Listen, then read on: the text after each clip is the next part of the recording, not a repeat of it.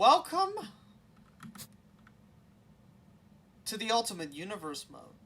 This is a series where I'm going to go through every single universe mode. 2011 to present day. What will present day be? I don't really know. Probably thinking, how are we going to get this thing started? A wheel. Okay, so just to prove that it's not rigged at all, I'm going to shuffle it 11 times. If Nikki Bella was the first draft pick of this, I would be so upset. How's this gonna work? Well, because this is, SmackDown versus Raw, you'd think I'd go SmackDown then Raw for picks, right? Nope. It's Raw first, then SmackDown, because Raw's the A show, and neither have gotten to prove themselves yet. So without further ado, the first draft pick of the Ultimate Universe mode starts now. Raw selects Randy Orton. That's good. That's a good first pick. Now, of course, this would be a really good first pick if it wasn't for the fact that Randy Orton's already on Raw, but keeping your top contenders is a priority. Who's going to SmackDown? Are you kidding? So you mean to tell me that Raw comes out swinging with Randy, and SmackDown says, wouldn't it be funny if I took R-Truth? Yeah, go fuck yourself. You're already making a bad example for the draft. Raw selects the Intercontinental Champion, Dolph Ziggler. I mean, does that mean he gets rid of his title, though? That's actually a great question. Who's going to SmackDown? Evan Bourne.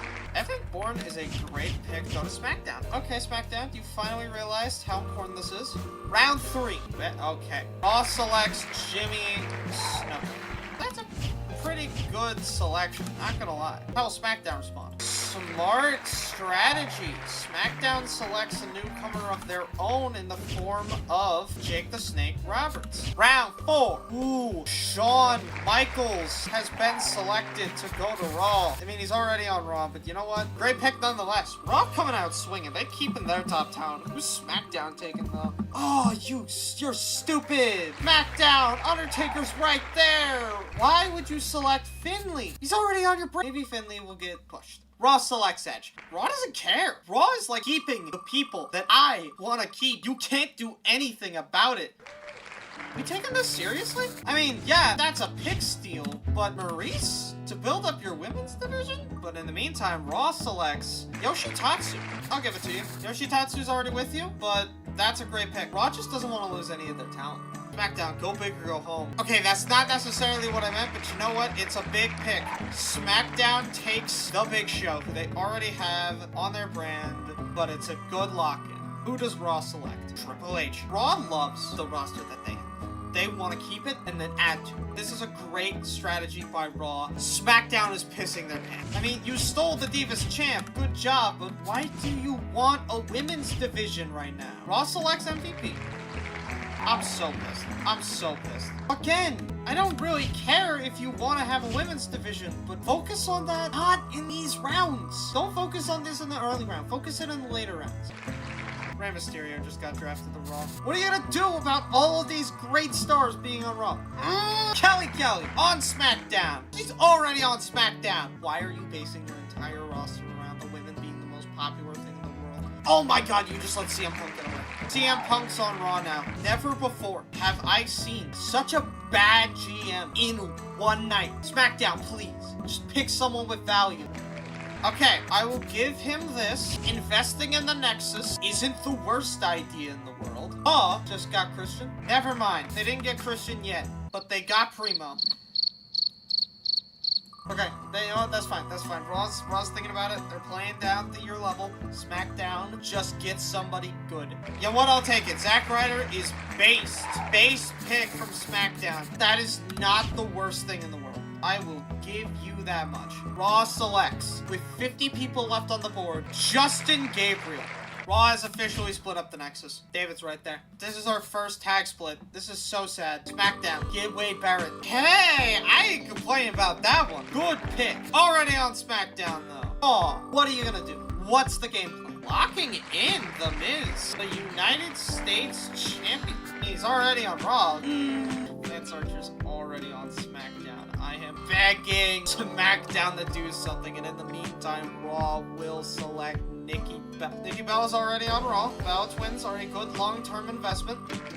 Still focusing on the women's division, but I like the sleeper pick of Gail Kim. That's a good pick. William Regal, good mid-carder pick.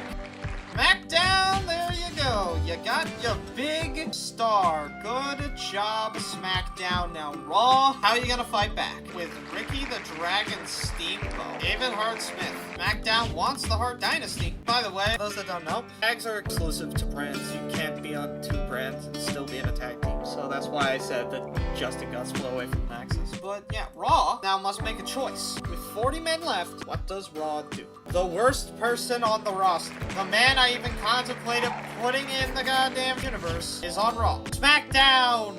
Stop bringing the women to the party. You're not drafting for a party. You're drafting for a fucking brand. Raw, are you gonna draft a woman anytime soon? I'm just asking for the fan in the back that loves divas. Nope, you're gonna take a draft pick away from SmackDown with Matt fucking Hardy. SmackDown! He's already on SmackDown, but he's pretty good. Well, the Straight Edge Society's still around. Luke Gallows has been swine-headed over to Raw with his best friend, CM Punk. The Straight Edge Society lives on. Vladimir Kozlov, though, heading to SmackDown. Not sure how good of a pick that will be for SmackDown, but only time will tell. Then there's Raw. Raw picks Lex Luger. I mean, I don't call bad decision, but I don't call good either. Alia to SmackDown. At least you're establishing the fact that Hart Dynasty will be on SmackDown. A good job, SmackDown. That's all you really have, though. Raw selects Kofi Kingston. SmackDown's actually gonna build something out of a pit of rubble if they don't figure this out. I mean, Raw selects Brie Bella, so like, good for the Bella twins, but like, that's nothing.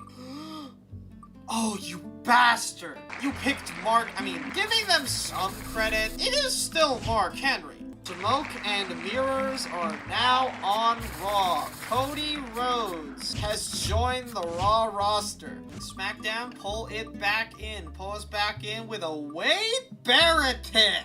I can get behind the Nexus. The problem is David Otunga. Ezekiel Jackson to Raw. They ain't looking too pretty for SmackDown here. What do they have? Teddy DiBiase. John Cena to Raw. Now, a lot of people are probably like, that's boring. Something you're gonna have to note is that I'm doing Purple Cena specifically to substitute the game. Because of how the game works, Legends and DLC are gonna start at the bottom, and nobody likes Super Cena. So I'm gonna go with technically more super, but less impressive Cena. Melina is heading to SmackDown. I can't believe it. Melina going to SmackDown is such a surprise. How could anyone ever have expected this coming? It's not like they've been picking women the whole... Anyways, Shad Gaspard is now on Raw. Rob Van Dam, by the skin of the general manager's teeth, is actually heading to SmackDown. I seriously thought that was gonna be Goldust. I would have been so upset. John Morrison. And he's already there, but like, you know, SmackDown selects Christian. They actually kept someone of value. Guys, this is impossible. They kept someone of value on their brand, and it's Christian. You know who could also be the World Heavyweight Champ? It's Sheamus, but they won't be, at least for now, because they are on Raw. SmackDown picks The Rock? I never thought I'd see the day come where SmackDown actually makes a good pick. Raw selects Kane. You know, that probably splits up the Brothers of Destruction. You can take it back. Take it. Take what's yours. God damn it! I mean, I'll give the SmackDown general manager some credit for putting the Hart Dynasty on his brand, but you passed up The Undertaker. You know what? Raw picks Michelle McCool. SmackDown. Less than 15 people left on the roster. What you gonna do when... JTG's on SmackDown. He was already on SmackDown. I cannot believe this bullshit. Terry Funk is on Raw. This is the worst SmackDown draft I've ever seen. SmackDown is on its goddamn knees. The only thing that could save SmackDown this season is goddamn trades. Hey, you got Goldust. Mike Knox. If SmackDown would have lost The Undertaker to Raw, I might have actually lost my mind. But instead, they pick Mickey Ch. SmackDown might have the best women's division by numbers alone, but please don't tell me they lost anyone significant because they lost Batista to Raw. Okay, at least SmackDown grab the British Bulldog. Raw has to not steal anybody, and that's getting harder and harder and harder, which is a SmackDown pick by default.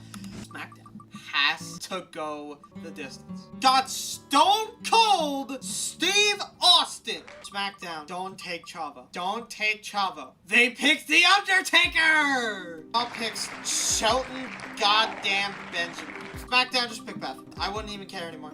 I don't even care if you pick Beth Phoenix. Thank you, God. Okay, SmackDown's final draft pick is Beth Phoenix, which means that the final draft pick for Raw must be Chavo Guerrero. You know, this match with Dolph versus The Miz, this needs to change.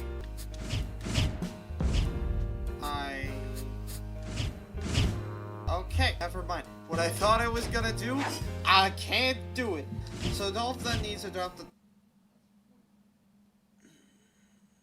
Now you're probably thinking, okay, you're probably thinking, why don't you just give the title to Christian? He's the #2 contender. If I give it to Christian, he won't drop the title, ever. Look, his only real challenges, Ted, Evan Bourne, maybe JGG. That's it. The IC title scene on SmackDown is ass.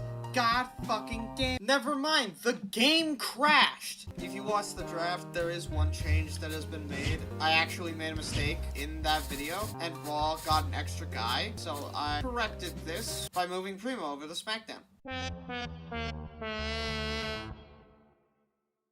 Did I mention that any, like, trades and stuff are gonna be random? Yeah, so Primo was an accident. I did make one veto. They couldn't trade Luke Gallows because, look, the teams are suffering. We have the Hart Dynasty with David Hart Smith, Tyson Kidd, Natalya, and the British Bulldog. Wish I had Bret Hart. Jericho, Chris Jericho and the Big Show. Straight Edge Society, CM Punk and Luke Gallows. The MVPs, which is actually the only Road to WrestleMania tag team. The Nexus without Justin Gabriel, DX, and the Union. So now we have a couple of problems to take care of. First of all, the world title scene. Ray is not the WWE champion, obviously.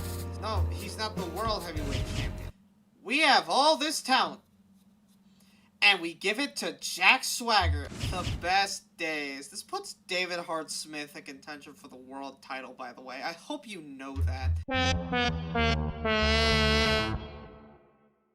Also, a quick reminder that SmackDown has access to the British Bulldog, Chris Masters, Jake the Snake, Rob Van Dam, The Rock, Zack Ryder.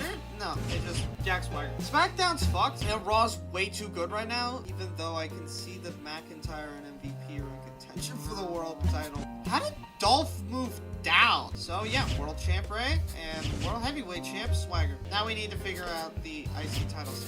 Remember, Dolph IC, Miz US. So Dolph needs to drop the title to R-Truth. This greatly upsets me. Yeah, this is about right. This is about what I expected.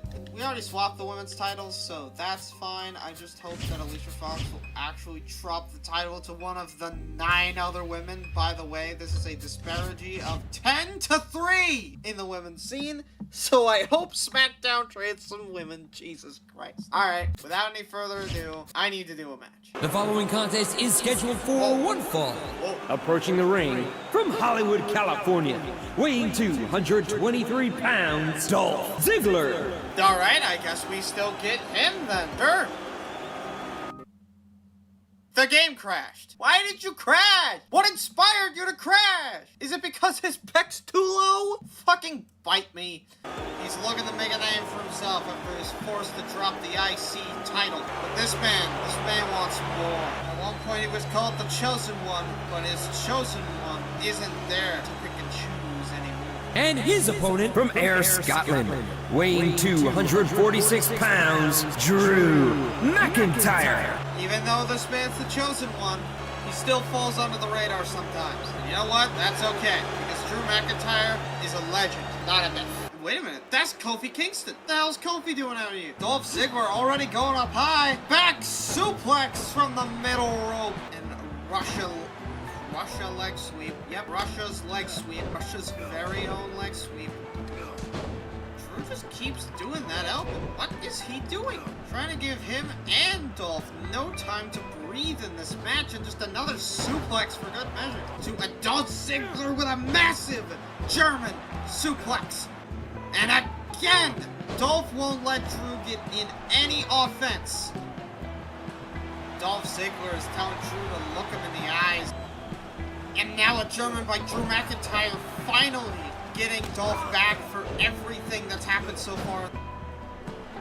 Oh God, what a back rake now. Drew McIntyre with a flatliner. The match could be over. Pedigree. Pedigree? You can't do that, Drew. Again, Drew is just going for the Why does he keep going for the pedigree? Drew McIntyre. No, not destined for doom, but maybe Dolph is. Rolls back the clock.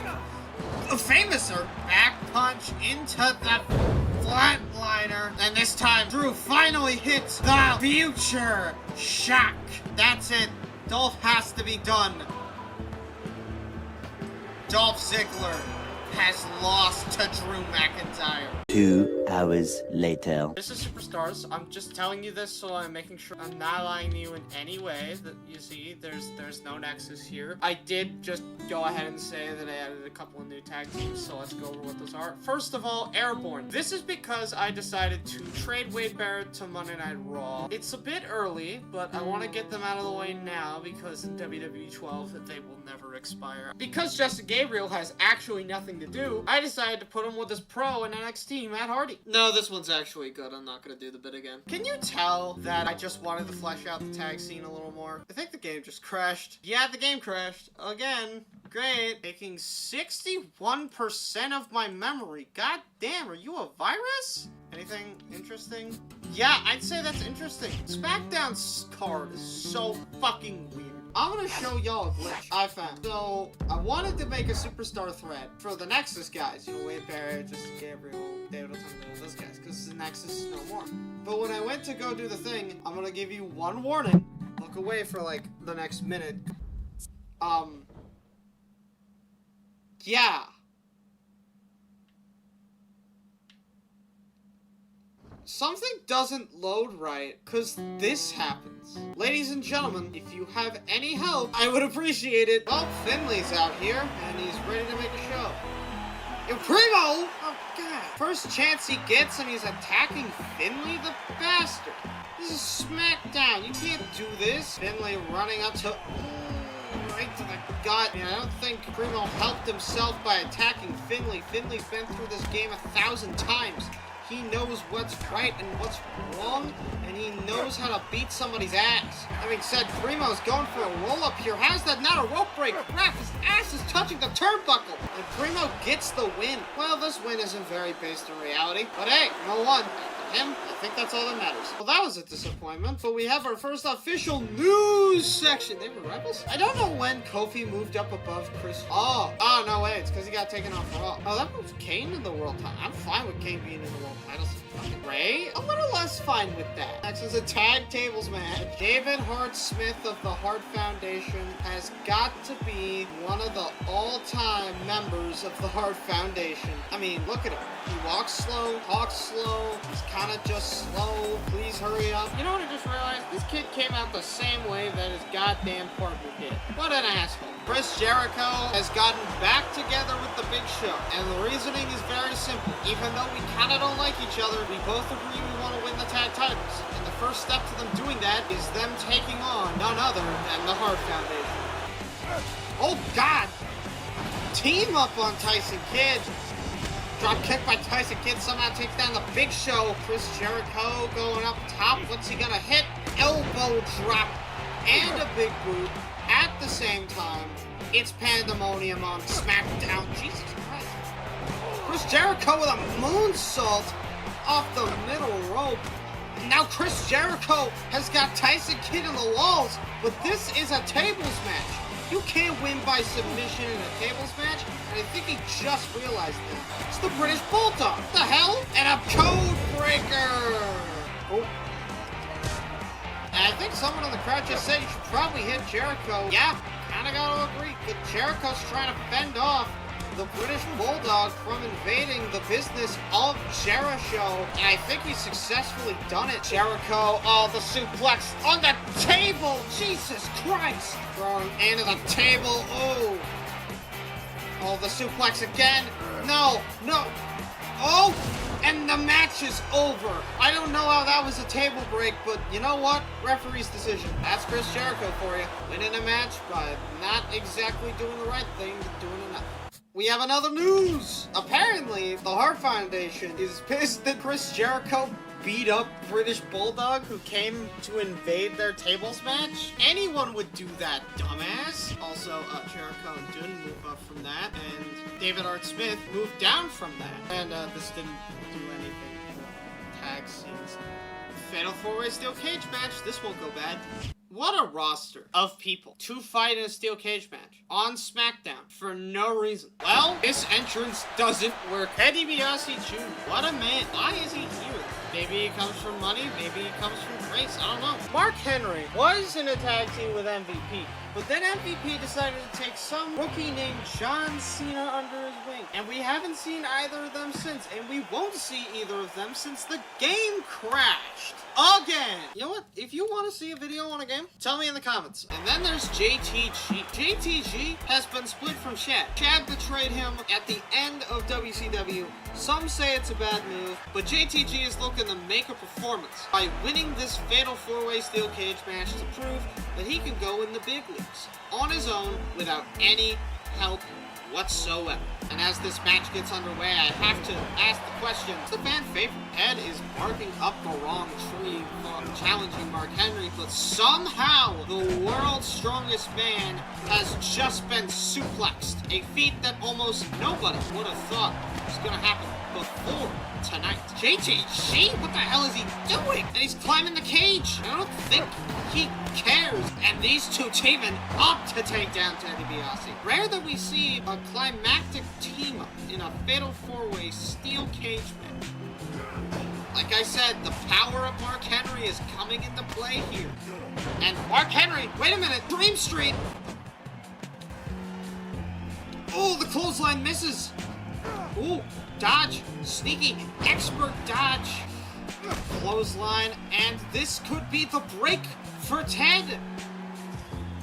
But R-Truth and JTG are both up. No, Ted will not be escaping the cage, but wait a minute, R-Truth might do the same. No, JTG seizing the opportunity, Ted's back up. The wariness of everyone in this match. Ted DiBiase is climbing up the cage. Fast, fast, fast. This is the fastest we've seen anyone climb up a cage. As all of his competitors get up, Ted DiBiase's been declared the winner. Ted DiBiase with an incredible victory here tonight as he proves who should fight R-Truth at Backlash. We got one more match coming up. That actually moved Ted DiBiase over R-Truth in the... Yep, okay. Ted's the #1 contender for the IC title at the current moment. And I don't think that'll change. But up next, the main event. Undertaker, Jack Swagger, let's see it. And here we are. The Undertaker has appeared. One of Undertaker's only real top stars after the draft. The Undertaker must conquest against Jack Swagger if he wants to get anything done tonight. And I think he can get the job done. I just don't think that's all he's gonna do. I think Undertaker's gonna try and humiliate Jack Swagger. He didn't win the World Heavyweight title by some match or briefcase. He was just given the title. That goes against everything WWE can stand for. And the Undertaker is gonna make him pay for choosing this path. And his opponent is Jack Swagger, the World Heavyweight Champion. The only man that could be the World Heavyweight Champion and still be called underhated as a heel. Come on, look at the pyro. Taker doesn't mess around when it comes to beating on his opponents. He is one of the toughest SOBs in the business for a reason. That reason is because he put in the work and he got the job done. Something that he cannot say happened to Jack Swagger as he hits a choke slam. Jake the Snake Roberts? And the Undertaker tombstone pile driver to Jack Swagger. The ref isn't quite looking. He's looking at Jake the Snake. Okay, Dave, you've got to be confident in the pin. Count the pin backwards, but the Undertaker has won, and the Undertaker walks home tonight with a victory, and he puts himself on the mat as the guy to take down Jake the Snake on Superstars and Jack Swagger at Backlash. Taker didn't even move up from that. It's still the Big Show. The only funny part about this number 1 contenders match is the fact that John Morrison is here. He hasn't shown up once. How is he getting a number 1 contenders opportunity? Dolph Ziggler is out here tonight. Last week he lost to Drew McIntyre, the only found footage of that episode of Raw. But tonight, Dolph Ziggler will be a commanding force in the triple threat match. He is going to try and dominate both competitors at the same time. Maybe I can't beat Drew, but I can manipulate enough people to where I can beat Drew and John Morrison. Is that a good plan? No, not at all. But we'll see how it actually works out for Dolph Ziggler. And of course, we have our good old boy, John Morrison, the man that can slow down time with just a look and a bit of pyro and a bit of special effects and a camera. Ignore all of the dissatisfactory parts of John Morrison. Just look at the face, the muscles, the fact that he's wearing a fur coat with gems in it. Wait a minute, Drew is coming down to the ring at a sprinting speed. He just attacks John Morrison. Wait a minute, Dolph taking advantage of this, trying to mount offense on Drew while John's down. Famouser on the sledgehammer. Famouser again. Dolph's strategy seemingly is working because he's not being fought directly. Oh, but Dolph's strategy can't work for too long. And a zigzag to John Morrison. The cover by Dolph Ziggler. Drew's down. Almost up, but no, not up in time. Dolph Ziggler steals a victory and the number 1 contendership for the U.S. title. If it was just Dolph and Drew again, I think Drew would have won. News! Dolph and Morrison are out. Wait. You mean to tell me that Drew McIntyre attacked John Morrison, and then Dolph is now enemies with Morrison? Drew might fight for the world title next, but Dolph's fighting for the U.S. title next. John ain't fighting for anything. And now for the real event of the show. DX versus the MVPs in a ladder match. DX is out here tonight for one reason and one reason only. Because they think glow sticks are apparently cool. You know what's weird to me in this case? Shawn Michaels has got the full spirit of DX. And then Triple H doesn't. He isn't even wearing like a DX shirt or anything. It's just Triple H. Just his normal everyday attire. Shawn Michaels is completely committing to the bit. Triple H is just being a goddamn jobber about it. Like, what the fuck? Now that's the cool part of their entrance. But their opponents are going to be pretty tough as we see the debut of one man, John Cena, saluting and running down to the ring. Cena means business tonight. He's wearing purple. He's wearing yellow. He's going to throw the cap in a second. Yeah! The cap's been thrown. The fans already love him. But his tag team partner gets more love. It's MVP, or as I'm going to call him, the Red Menace, because look at that attire. Red all over. MVP's team with Cena. We explained this on SmackDown. In WCW, MVP was with a Mark Henry. But then MVP came across John Cena and said, you know what? I think I like Cena better than Mark Henry. So he teams with Cena now. And I'm not sure how good of a move this will be. But you know what? At least I can say with almost 100% confidence that MVP is a winner. And as we enter the match, the knee to MVP. Maybe he's not a winner. Maybe I'm lying. Because when the first thing that happens is you get kneed in the match twice, you start to doubt the abilities of the people you're fighting. Knee! Now this isn't a TLC match. I don't know what the game plan is for Cena. Oh my! He hit MVP! I can't believe it! Knee. And the chair! He can't hit the spine buster! He just can't hit the spine buster! Oh, on the chair! And now Triple H with a pedigree, but no reversal by Cena. Knee! And the fans are absolutely astonished by something. Is there a beach ball in the crowd? Triple H going and gutting away at MVP with knee. Knee again. And there's the blood. And Trips is making it look worse. DX taking out Cena. Oh, the ladder. MVP is making sure that everybody's out of the ring. Oh. Well, that was going to be a good ladder. Ooh, Cena showing some aggression, showing some real aggression. When they said he had ruthless aggression, I didn't quite know what they were talking about. I know now. Rey Mysterio is here! Wait a minute! 619 and a splash center of the ring! What the hell was that for? Why is Rey interfering in the business of DX? And another 619. DX is being absolutely farmed here. Triple H is doing everything in his power to ensure that neither Cena or Ooh, he didn't see that coming. What the hell is Triple H doing? Oh, God. Oh, my God. What the hell is Triple H doing? He's just destroying MVP.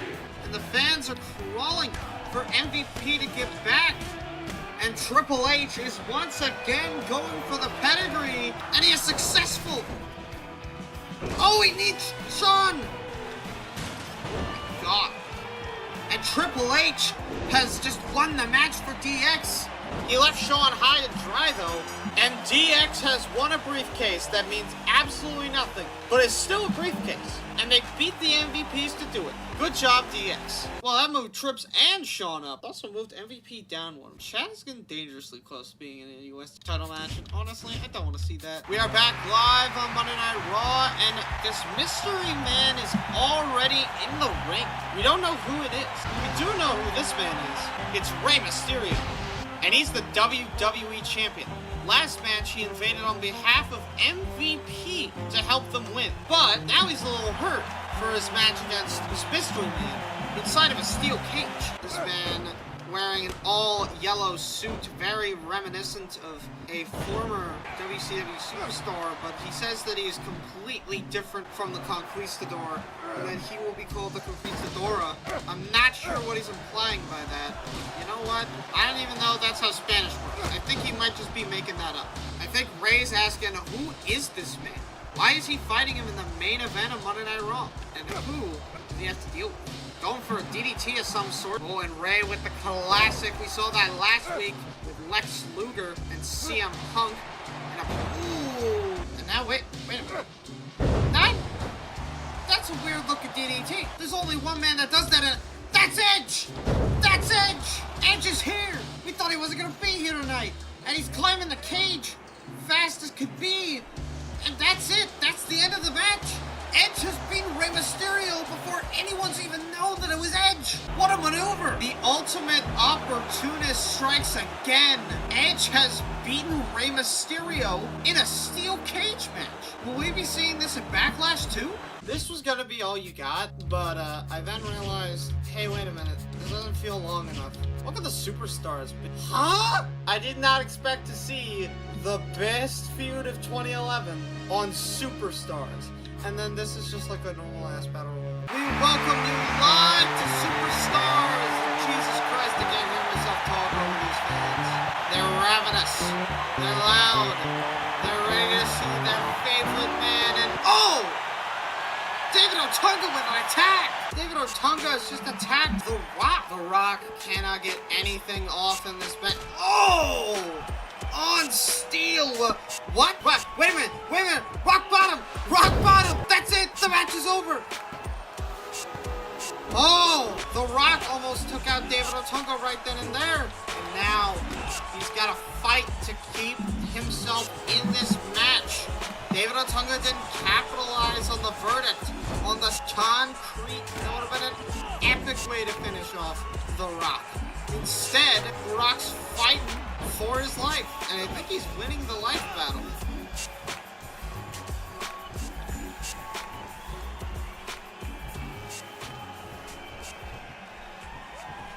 Chain wrestling, ladies and gentlemen. Chain wrestling. I think David Otunga's taking out his anger on The Rock. He's fighting The Rock, when in reality, it should be a Wade Barrett stunt. Wade Barrett is the person that caused him to lose that match. I think he didn't like that The Rock made it worse by holding back and then proceeding to hold him back, quite literally. The Rock held David a lot. Power slam, that could be the end of the match. But not at all. The Rock isn't willing to go down that easy. But I think he might have to go down soon. Back to belly suplex. Back to belly. Huh? You know, that's what a German suplex is. But that also also wasn't a German suplex, so like, why did I say that? I think The Rock's getting desperate at this point for a victory. He's going up to the top rope, and here we go, Spine Buster! And The Rock is finally debuting his other finish. What the hell is this? That is the most bullshit finish I have ever seen. David, that's embarrassing. Kick out of this. Okay? He won by elbow drop. That's not a devastating move. He just did that shit. Can you tell that I hate the people's elbow? No! Yeah, that's about what And now for this match. And here we are. There is one man that has been taking the world by storm. A couple days ago, this man showed up on Raw and had a classic with DX. And now tonight, he proves that he could go one-on-one. And oh, god damn it. CM Punk is scheduled to fight Cena here tonight, but I didn't expect it to go like this. Is that it? Is that the end? Did Cena just prove he can get his ass beat? Okay, Cena just proved that he can get his ass beat by CM Punk. Oh, don't act like you're so hurt after that match, CM Punk. You hit him with your knee once. Why are you on the ground and sweaty all of a sudden? You goddamn bastard. You know, I feel like Superstars adds on like 2 minutes to this video. This also means that Punk is up even further. Punk is up in the US title scene. Fuck the Raw US title scene should not be involving you. Get out of here. Ted DiBiase is in this battle royal for one reason. He wants to prove that he could beat 5 other people. Ted specifically requested to be in here as a warm-up for his IC title match in Backlash. And he's so destined to receive, according to his own testimony. The world's strongest man feels like he could lift everyone over this top rope in 2 seconds, which is a fair conclusion to draw when you are literally the strongest man in the world. And then, of course, you have this man. It's what you mean, of course. Evan Bourne, he hasn't even shown up once. I'm a little surprised he's showing up here on a battle royal. Better now than later. The game crashed. And there's who we're thinking of. JTG. This man's been off a roll recently. He hasn't done much, but tonight he says that he's gonna turn his luck around, and that this battle royal is the beginning of the age of JTG. Now, do I think that that's actually the case? No. But I do think that JTG will probably get an elimination somewhere here. And then there's this man, David Art Smith. On half of the Unified Tag Champs, I have no idea why he's here. You know what? We need royal fodder. We need royal fodder. No, that makes sense. And then there's his tag team partner. They come out the same way both times. Really don't know why they keep doing this, but you know what? Fine, do it. And Ted DiBiase says he wants to show off his wrestling. He's gonna try and actually fight people. Oh, and Ted and Tyson just going after JTG. I think we're seeing Ted's strategy come to formation here. Just do whatever it takes to get ahead in the match and form as many alliances as possible. And oh, nice. Did he hit 2 people at once? Okay, got him in the $1 million setup. And you're gonna hit him with a Russian leg sweep. What the? And Ted DiBiase and Evan Bourne send out Tyson Kidd. That's bad. That's, whoa! Evan Bourne could be eliminated right here. That could be it for Evan Bourne. And it is! We are down to 4 of the contestants in this match. Someone's trying to chant "This is awesome." They are failing spectacularly. Wait a minute, Ted DiBiase hits him with a dream streak. Elbow drop. Mark Henry is getting absolutely pounded on by the entire locker room here. And David Arn Smith has been eliminated. And we could see these. Ooh, JTG might have just made a mistake. Ted DiBiase's been on a roll in this match so far. Ted is just trying to dominate this match with pure wrestling. I don't even think he's going for eliminations on these 2 at this point. I think he just wants to humiliate the duo. JTG barely hanging on by the skin of his teeth. Oh, Mark Henry got hit. How did Mark Henry get hit by that clothesline? And just another opportunity for Ted DiBiase to ask him. And there goes Mark Henry. And now it's time for the final 2. Oh, what the hell? He's trying so hard to eliminate the man, but he just can't. Oh my God, there goes goes JTG. Well, Ted DiBiase wins. That's it. This card's kind of fucking bad. This match bad. This match is fine. This match has a clear letter? And this match, okay, this match is good. I guess we should just get started then, right? I got advice from one of my friends. Shout out to Anthony. I was apparently too quiet in the last couple videos, so hopefully if you're watching this, hi, volume good? Yeah, tell me, please. Welcome to Friday Night SmackDown, and it's David Otunga. That's not David Otunga, that's David Hart Smith. Great. One half of the Unified Tag Team Champs. This man is ready to take on Primo in a submission match. This won't go wrong at all. But then there's his opponent. Then there's his opponent, Primo. The man, just the man, nothing else. And now, ooh, immediately starting out with a good old-fashioned clothesline, which we used to rely.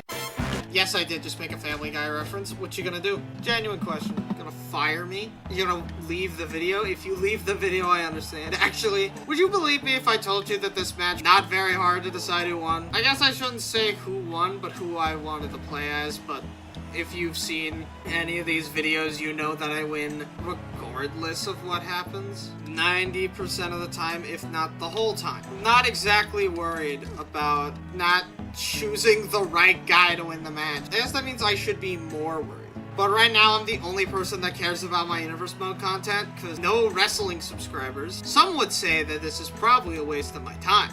And it probably is. If you don't do the things that you love in life, you will grow up to be worthless. This is his signature? Excuse me, what the actual fuck are you doing here? Okay, I was gonna check where his allegiances lie, but nope. Primo says, go fuck yourself. It's not with me. Well, at least I know that I didn't win the match. Fall on the steps, you fucking bastard. Or I will. Ow! No DQ for that? Did I get stunned out of a fucking roll? That's bullshit. Okay, well, I have won this engagement despite showing no amount of wrestling skill to take down Chris Jericho. I just got reminded of last episode when Primo won because he attacked the guy. That was kind of bullshit. This is payback for him winning that match that he shouldn't have. And this is also an actual win for David. He has spent the last couple of weeks not doing anything because the Hart Dynasty Foundation thing is not a very good faction right now. But hey, we won the match, so who cares about that? Oh hey, I got a trophy. Pinning's not the only way. That's the first time I've won without pinning somebody. That's kind of funny. Well, there's your David guy. Anyone else forgot that David Hart Smith was even in the IC title scene? This is why I say that SmackDown sucks right now, because their world title scene has JTG in it, and their IC title scene has David Hart Smith in it. Mickie James, Layla, let's go. We all know this is the unexpected outcome. Oh, shit. Okay, bitch got some move. Aight. Well, Layla is out here tonight to fight Mickie James. And Layla is coming down to the ring in style. All purple. Well, I guess purple and white. And she's ready to fight. She was in a tag team with Michelle McCool, but I'm not sure if that's an officially recognized thing or anything. I don't suppose that it matters. The only women's tag right now is on Raw with the Bella Twins. And then there's her opponent. Her opponent that is charging straight at her like a wrecking ball. Down goes Layla. And now Mickie James is just picking it. Oh, the hell? A kiss? A bite? The hell was that? Oh, that's a kick. Layla, oh, wait a minute. That's my high DDT. Say hi to me, won't you? That's it. The match is over. Layla has been buried in her first match since the takeover.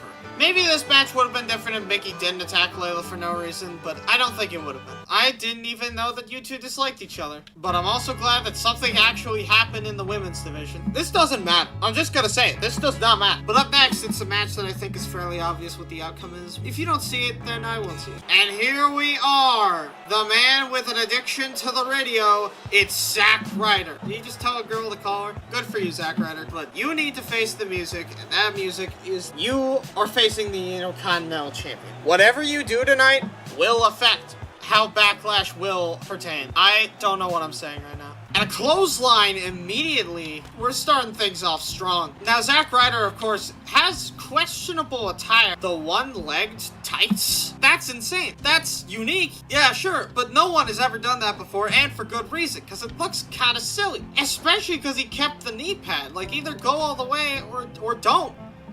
At least he didn't use the knee-padded knee to attack with his knee. Count how many times I say knee before this video is up. Actually, no, you probably should have done that for the video with Triple H in it when he teamed with Shawn, because that video, I'm pretty sure, had a lot of knees, and I think I left almost every knee in. A surprisingly close back-and-forth matchup between R-Truth and Zack Ryder. The ref hates snap bears. Why do you hate snap bears? Zack Ryder now goes up, and up goes down, and pop goes the weasel.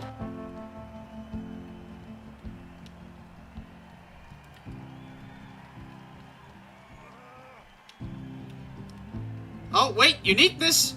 There's uniqueness to the chain wrestling this time. It's not just a cinematic activity of guy presses the reversal button and wins the match. And Zack Ryder with a neek breaker. Neek sounds like a slur for someone. I hope this video doesn't get banned on accident. But there's a lot of apparent uniqueness in the reversals between these two. I did not expect to see Zack Ryder and R-Truth have creative reversals. Okay, now the reversals are starting to get less creative. I thought what you had was special, guys. Come on. This has to be the most grindy, boring match of the night. I swear to God. Everything I've tried to do in this match has been met with a no from Intercontinental Champion R-Truth. I swear to God, this match sucks. It is not the usual that I bury a match as it's happening. I usually wait till the end because maybe it turns itself around. We don't know, but like, I don't think anything could save this match. Editing me, insert the I want mommy clip. I want mommy, I want that milk, sounds I weird want out of to be context. held, No I one want to clipped be that. And comforted. Zack Ryder with the... And now what do we do? Oh, did he land on his knee or did he land on the mat? Whatever, Zack Ryder has won this contest using the power of knee, maybe. Maybe it's the power of blunt force trauma, but I digress. The man with a radio addiction has quelled the Intercontinental Champion, R-Truth. And honestly, he could be our next Intercontinental Champion if things don't shape up with Ted DiBiase. He's in a matchup next against Chris Jericho and Christian, so we'll see about that. 5-13! There he is! The #1 contender for the Intercontinental Championship. Ted DiBiase is here. And tonight he means business. And a part of that business is probably just the fact that he's gonna beat 2 future Hall of Famers. And that's it. Ted DiBiase in a triple threat match must beat Chris Jericho and Christian, former tag partners back in the day, to excel in the field of wrestling. Will he be able to do that? Odds aren't looking good for me, because the game crashed. I feel like last video was the only video where the game didn't crash once. And here we are. You know, Following a triple threat match is scheduled for one fall. Introducing first, From West Palm Beach, Florida, weighing in at 238 pounds, Ted DiBiase. yeah, I'm pissed at myself too, don't worry. Every time the game crashes, I forget that you have to go into the fucking settings and do that. And I can tell the settings don't save because it goes back in and it fucking starts up with the OG settings before going, oh wait, there's settings I have to take in. But does it do the fucking, the other one?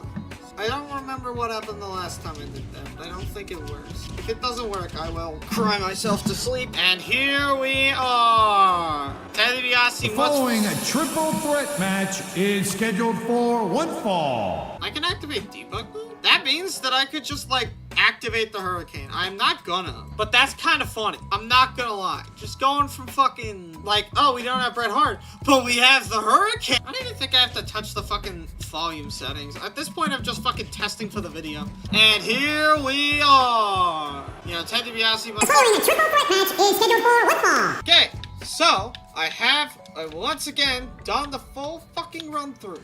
you have to activate the voice of the voiceless, otherwise they become the voice of the voiced. And here we are. You know, Ted DiBiase must feel right at home being in San Antonio, Texas, because this is where all the oil barons are that he's probably friends with. This statement has not been verified by the Board of Texas. Any further statements beyond this point are not held liable by anyone, including Ted DiBiase, the commentator himself, or the state of Texas. Thank you for listening to this stupid bullshit, because I can tell you're bored out of your mind. You just want to get back to the entrance commentary, don't you fucking do? Come on, the guy's rich. You don't think he's in close connections with oil? You think he's just a fucking Nepo baby? Kind of, but like, shut up. There's Jericho. Chris Jericho has always been with the Big Show when you've seen him, but tonight he says that he wants to prove he can go on his own, do his own thing, without the Big Show.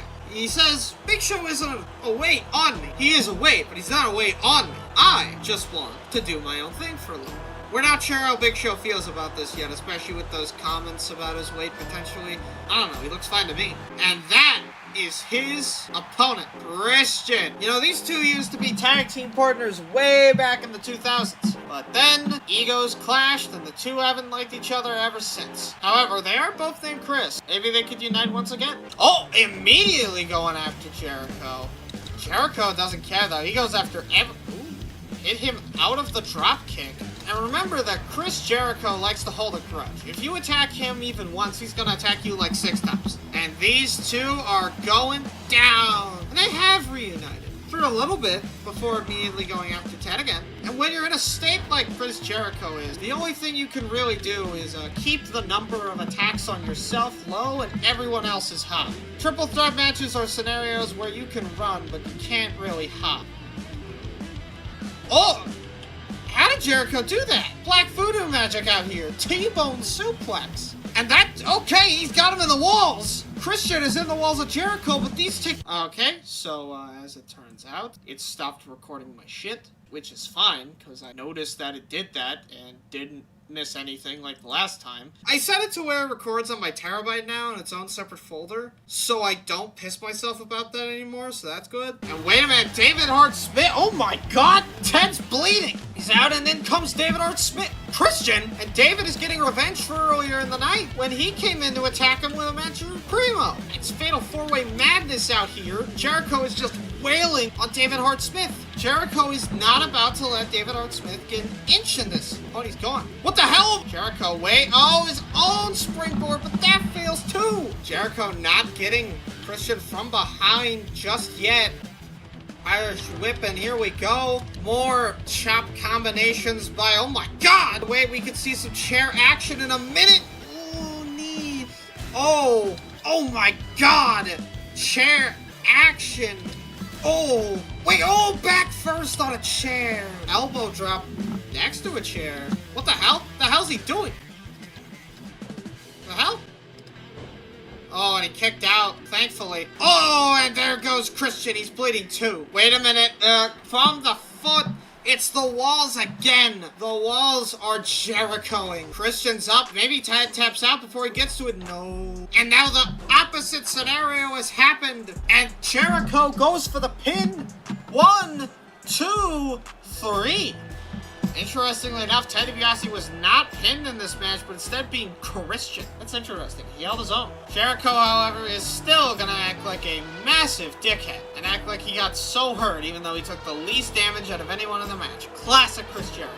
Jericho did not go up. Zach went up from that. How did Zach go up an extra spot from Chris Jericho winning the match? Whatever. Oh shit, Jericho now gets the face of. You know what? That makes more sense than Straight Edge Society if I had to say anything. But this card's kind of bad too. But you know what? I do think it's better than the Raw card because it has Kane versus Drew McIntyre. Let's get it. We are live from Mobile, Alabama, and Shad is here to say nothing. I at least like the fact that he's completely differentiated himself from JTG after the split with Crime Time. He went bald, he's wearing the default attire, he's refreshed rather than a mess. However, I still would have liked it better if he just stuck with JTG.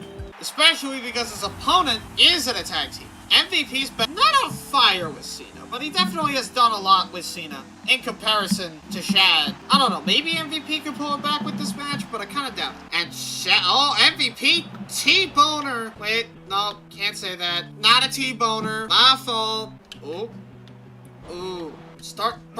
Oh my goodness gracious! And now Shad is just gonna manhandle MVP. Or not. Or, yes? Well, how is Shad doing? Okay. That's just come on. Shad, what the fuck are you doing? Aren't you a man of honor? He is not a man of honor! That is clear ball shots, ref! You can't let a man's dick do that! You can't let a man's balls get hit like that. What the?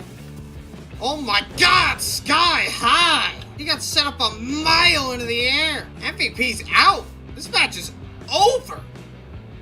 That's it! Relinquish the name MVP, because clearly Shad's the MVP now. Did that accomplish my goal? That accomplished my goals and brought Kane to the world title scene. I can get down with that. It also brought Kane to the US title scene. Also, Shad Gaspard versus Cody Rhodes is a match that could happen. Your favorite versus a guy who got fired 10 years ago. Kane versus Drew McIntyre. And there it is, Kane. We have not seen Kane like this in a long time. Did I just enter a portal to 1998? And he's getting applause for it, so maybe I did. No, wait, that means I didn't. Fuck. But Drew McIntyre, I mean, he has the IC title in his intro, so... Oh, and he's running down... God damn it! Drew! Kane! Why didn't you just pick him up and chokeslam him? It is a surprise that Drew did not get folded like a pancake. And, Kane, never mind! It is not a surprise that Drew got folded like a pancake. Oh, adding in a little bit of a punch to get him out of his stupid taunt. Trying to set up for a choke slam, but Kane just gets future shocked instead.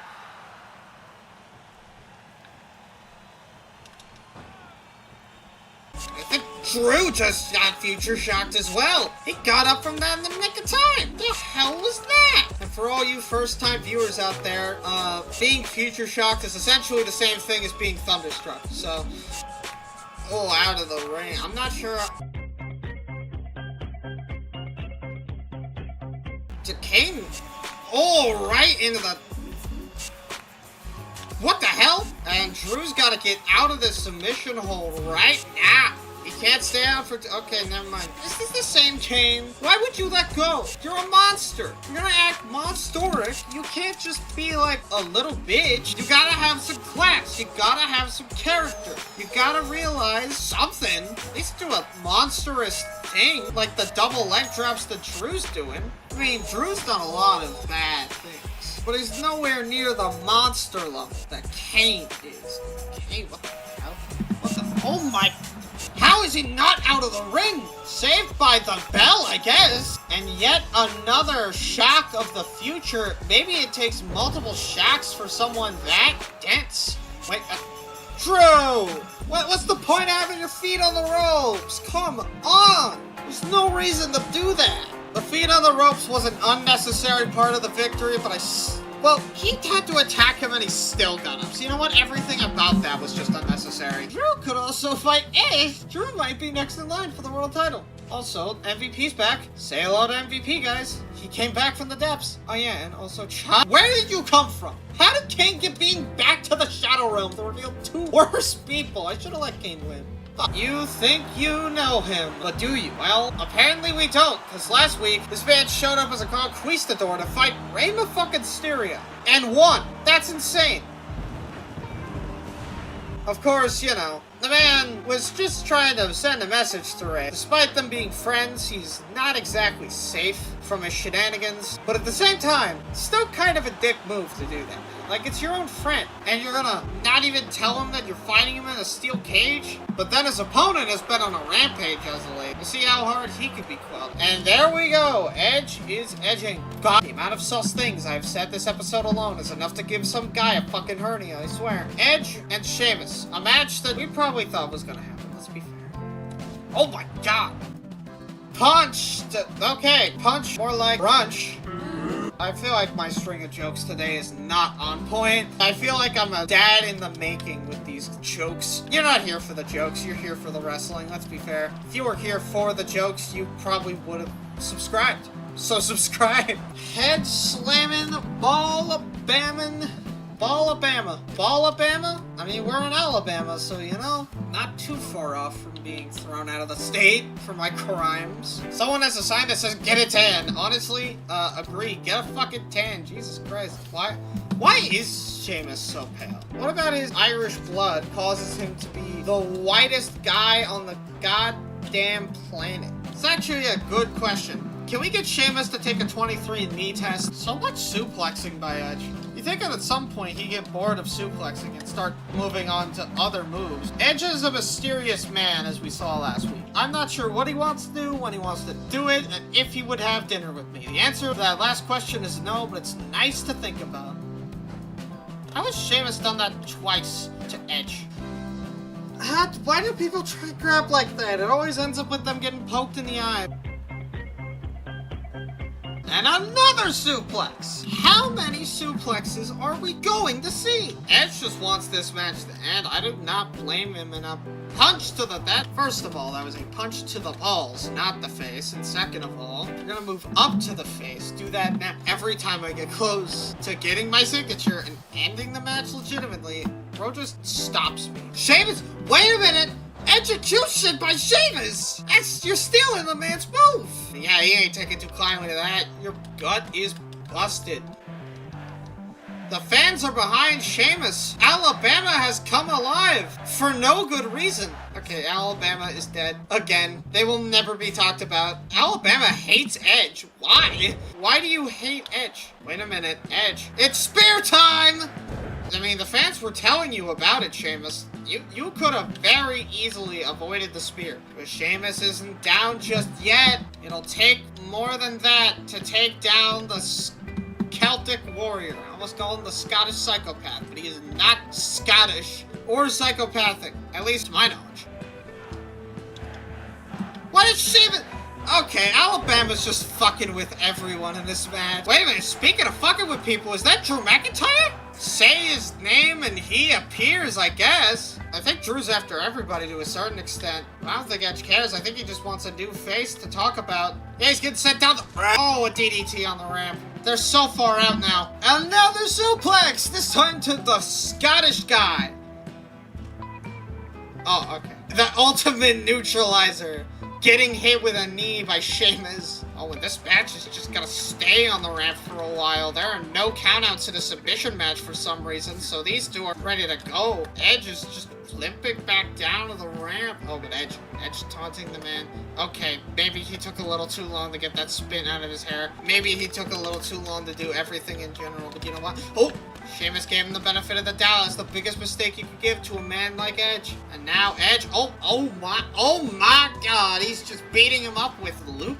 He's just looping him up. And once again, the man gets head into the mat. Well, so someone has a Divas sign on a show where there are no divas, but hey, a spear by Edge. End the match, please. Sheamus says no. What the hell is Edge doing? Edge is just putting down the... And the match ends by disqualification against Sheamus. Ouch. Stop giving me submission matches, I swear to God, game. They're enemies now, which I don't really care about. That put Drew on the map, and that put Sheamus also slightly on the map. That also put Sheamus on the map. Rey versus Batista up next. And Alabama! I feel like I've done a lot of mentioning Alabama for no reason in this show tonight. I'm sounding like a real commentator. But Rey Mysterio, the WWE Champion, is out here tonight to fight his supposed friend, Batista. This goes all the way back to bragging rights of last year. Batista betrayed him. He was supposed to be his friend, but he didn't let him get the World Heavyweight Championship, so he beat the shit out of him. And now they're gonna settle it again, this time on Raw, in a WWE title situation. That makes it sound like it's for the title. It's not. This man walks alone. And honestly, how could I blame him for walking alone? Because apparently his supposed friends are just supposed to be the people that help him out to win titles. Look how much of a narcissist the guy is. The spotlight's only on him, and the only other thing lit up in the arena is his Titantrons. What a fucking narcissist. I can't stand narcissists. So bitter and evil. And Batista with an immediate Luthez press. Batista's just teeing off on Rey, but Rey is not exactly the happiest camper. I don't think Rey wanted this match with Batista because of that. I don't blame him. That's dangerous. That's a dangerous thing that just have happened to you. Jesus. This man can manhandle him any day of the week. It's a DDT. Oh, wait. Dodge and weave, Batista. Dodge and weave. It's the only thing you can do against a high flyer. Or you could just throw him off, you know, that works too, I guess. It's another DDT. Same way. I think it's all this guy. No, I think he's stuck in a... I think we're... Guys, are we stuck in a loop? Earth? Okay, so about to say, Earth to Batista. Well, I guess I should say Earth to Ray, because Batista... Okay, maybe Earth to Batista is also warranted. I don't know. It really depends on how much you think. Jesus. He grabbed him by the mask? Oh, wait. Nice power slam. That's a signature for some people. Finisher for others as well. And what?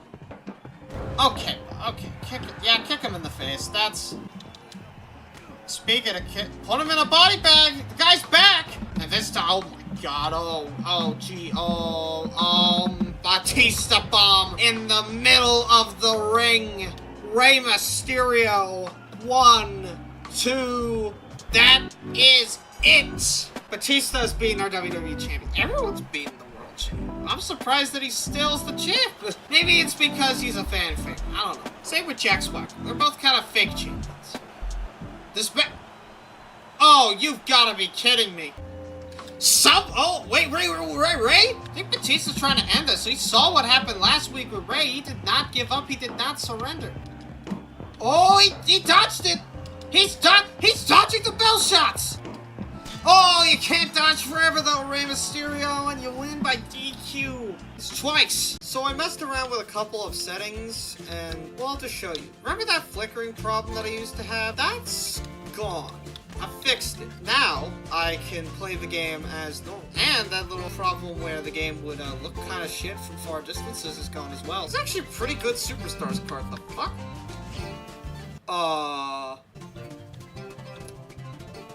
Is that just a visual glitch that's gonna happen occasionally? Alright. And we welcome you to Superstars.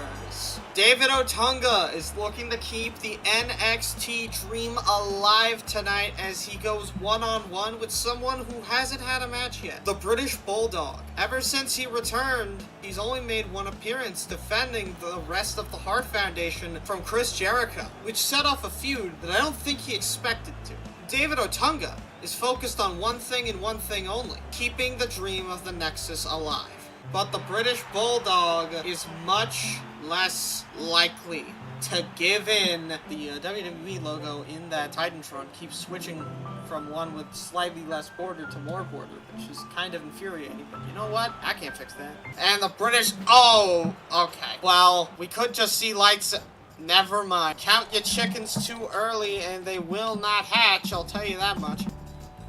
Oh, okay. The British Bulldog is not sure what's going on here with... Oh, okay. The British Bulldog, Jesus Christ! What a slam. But David Otunga has only been hitting power slams. Stop hitting power slams. I mean, each one of them is taking ever so slightly longer to kick out of, but like, damn, man. The welts on David Otunga's chest are beet red. Someone has a sign in the crowd that said, David is Goliath. I don't know what to tell you, but that's not how history works. Or Greek mythology. Greek mythology is basically just fake history, so like, you know what? It's both. Whoever you've been rooting for, it's probably not been fun for them so far, because this is a match that is back and forth like no other we have seen before. They're both fighting for their dreams. If the British Bulldog doesn't win this match, there is potential for him to not show up for another month. Wrestlers will appear once a month and lose to some random guy that they're trying to push this month, and it never works. I mean, I'm hoping to change that. And British Bulldog finally gets something off that is considered a running attack without necessarily getting power slammed. And he does it again. And he lifts him up, and he pops him down. And look at this, look at this. That's a running power slam if I ever saw one. That might be a rope break, though. It is a rope break. How did you not know that was going to be a rope break? It was so obvious. Also, how is the British Bulldog more sweaty than David Otunga? David Otunga having some sort of a comeback here.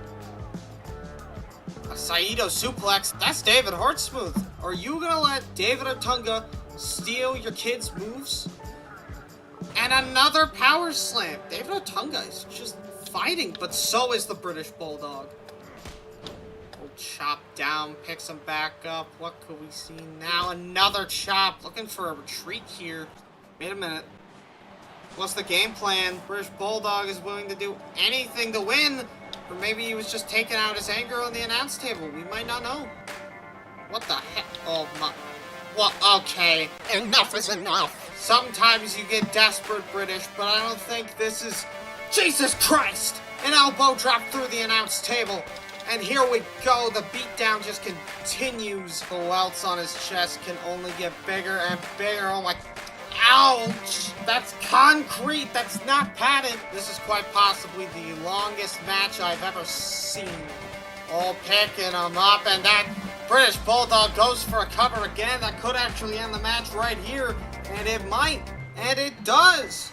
The British Bulldog picks up a shocking victory for the Hart Foundation. Drew's number 2 in the world title scene. He's number 2 in the US title scene. If Austin beats Drew, that is big. He is a potential WWE and United States champion, and he will stop at nothing to win.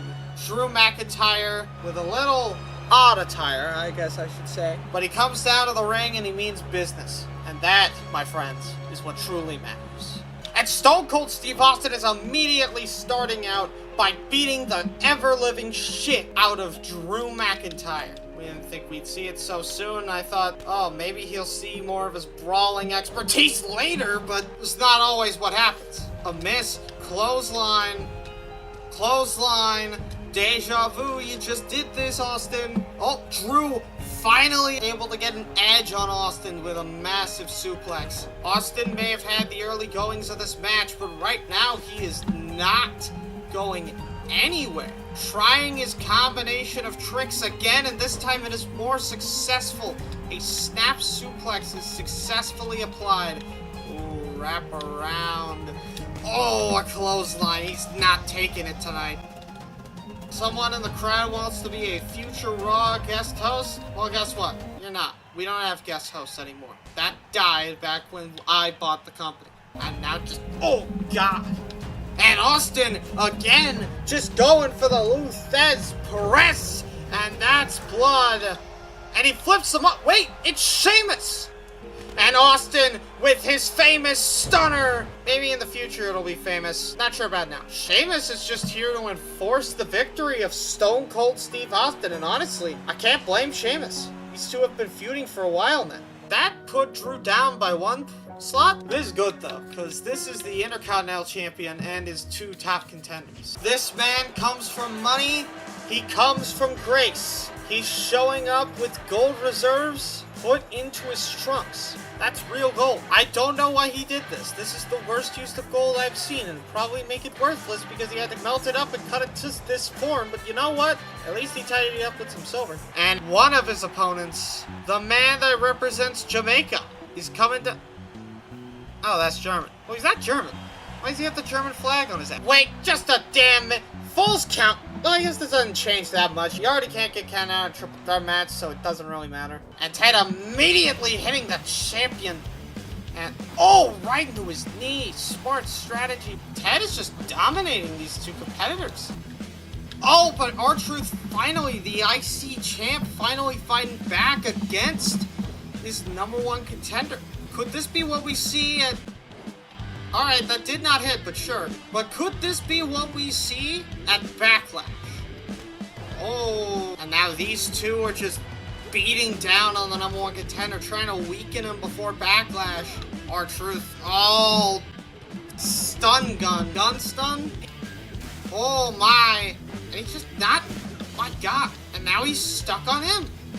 He cannot hit the person that he wants to hit. And wait a minute. 1, 2, 3 punch. 4 punch! But wait. Oh, whoa. And that's the $1 million Dream Street. It's a cover. Truth is still down after that tri-punch. And Ted beats Kofi. But R-Truth, not quite. Ted DiBiase did not quite prove tonight that he could be the Intercontinental Champion. but he did prove that he can go toe-to-toe with R-Truth any day of the week. Doesn't matter if it's Thursday, doesn't matter if it's Friday, doesn't matter if it's Monday, doesn't matter if it's Sunday, he wins. Do I have Santino and Vlad as an actual team? Why? Oh, this match is gonna suck. Friday Night SmackDown, another week, another Hart Dynasty member coming out. And Tyson Kidd, sporting a more Hardy attire, I would say, is one half of the Unified Tag Champs and is fighting Primo. There's not a lot to say for this match, so let's just move on. Primo is a devious man. But tonight, he's accompanied by Ted DiBiase. We saw him last night on Superstars defeat both R-Truth and Kofi Kingston, so I'm surprised why he's aligned himself with Primo tonight. But this is a Falls Count Anywhere match, so anything goes, and it seems that Ted can Ted be in the ring as long as he wants? He's just hitting him with a chip. This doesn't... What the hell? This should matter. Ref, get your jam manager out the fucking ring. Does not matter where Tyson goes. Ted is apparently going to be there to follow them. Bad sign. But outside of that, Primo seems to be losing to Tyson Kidd. And here we... Oh my god. And now he's found a chair. And he's going to use it on him. Oh my god, the double whammy on the chair. These two could just win the match at any time. There's no reason why they can't. Jesus Christ. It's a massacre out here. And, oh, Jesus. They're just beating him down at the legs with a sledgehammer. What's he going for next? Where's Primo go? The bell. Oh, the bell. Tyson Kidd takes the bell away. Tries to use it on him. No avail. Oh, Primo stops him from using the bell. Probably wasn't even his intention, too. Oh, God. And Ted DiBiase and Primo have just dominated Tyson Kidd with authority. I have never seen a more dominant display in my entire years of commentary. But that is just what happens when you allow two people to wrestle one man. That was basically a fucking handicap match, dude. But that is how we do it around here in the WWE. Why not? Primo and Ted are a tag team now. Ted's up, Primo's up, Vance is up. Probably got rid of fucking Tyson Kidd out this scene, which I like. Did they not form? Primo and DiBiase. Are they just straight up not considered? The game bugs so hard that they just like went, no, we don't consider you a tag team. Because I think that's what's happening. Because you know what, right now? They're not considered a tag. What the fuck? Oh, that's why the game crashed. Nope, they're still not there. Why? Well, I'm gonna try and recreate the tag team and see if that fixes it real quick, but if it doesn't, then I'm just like, not gonna bother. Tag isn't that hard to make. It's not like I gave them an entrance yet. I only really give entrances when I know that they're a tag that's gonna like stick around for a while. Really making use of my space here. They are now the third tag team on the board. There we go. I just had to recreate the tag team. I don't know if that's gonna fuck with the story, but I don't really care. Now up next, we have 3 brilliant matches, except for this one. You all know how this one's gonna go. We are back live on SmackDown, and here comes Mark Henry, the world's strongest man.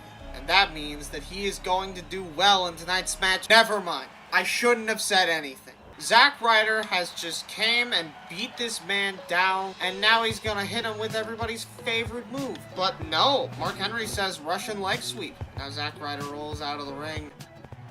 But Mark Henry got too cocky, and now we will see the Zack attack. For the Rough Rider, I don't remember which one it goes by.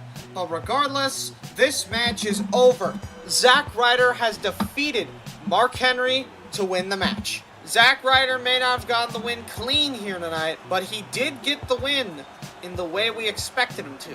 At least I hope that's the way we all expected that to go. Obviously, that leads to a bad relationship. I didn't even know they were rivals, but sure. Zack is now number 2, and Mark is now number 9. Actually, this is bad, isn't it? Because Mark Henry's an actual unique guy to be in the IC title scene. We want him over DH at least, and Jericho, because Jericho shouldn't be there. Friday Night SmackDown just got a little more degenerate. Triple H and Shawn Michaels are trying to go after the tag titles.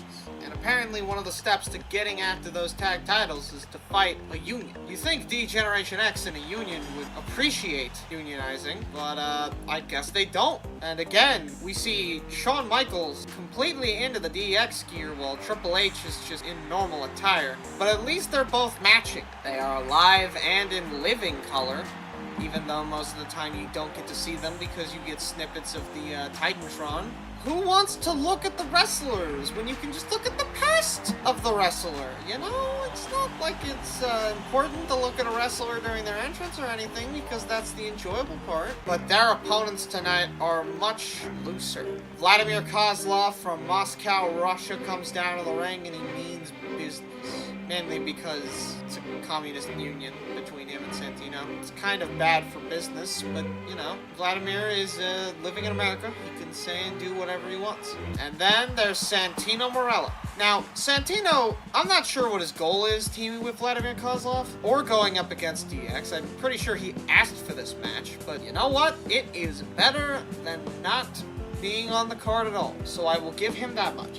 And this match is I didn't select the character. And wait a minute, Santino and Vladimir have just attacked DX? And these two are just taking out their opponents. It is shocking to see Santino be vicious. But a knee is going to pacify Santino for the time being. I think Vlad is waiting on Santino to get up to take action here. But Santino and Vlad are on the same page here, taking out Trips and Shawn, although Santino is obviously failing because he's Santino. But he's not getting hit either. Backbreaker. Not a backbreaker. I'm blind, apparently. Santino will be by far the easiest, but this is a Falls Count Anywhere match, meaning that regardless of what happens, they can pin anytime, anywhere, for any reason. Will that come into play? It already has, as this is a no disqualification match, and Shawn Michaels is willing to do anything to get Vlad down, including using Triple H's signature sledgehammer. And Santino said to bring it, and Tripp said, I will. And now just, oh my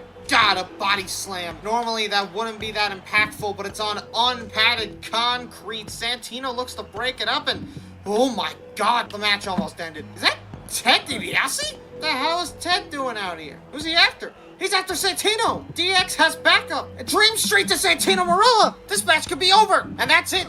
But Shawn broke up the pin with a sledgehammer attack! Why? What's the game plan? Vlad is fending off Ted DiBiase, and it seems like it worked. Oh! Now switching his attention to taking down both men. It seems Triple H finally decides he wants a challenge. Triple H is running after Santino, and not quite there, but to the leg, and he missed. But it's fine because he keeps hitting them everywhere but where it counts. The camera's so far out I might have to zoom in here. Oh, uppercut by Santino. It's the only good thing he's done all match. Oh, not the best look. It's your move and you're taking the hit from it. Triple H is having his own move be used against him, but to be fair,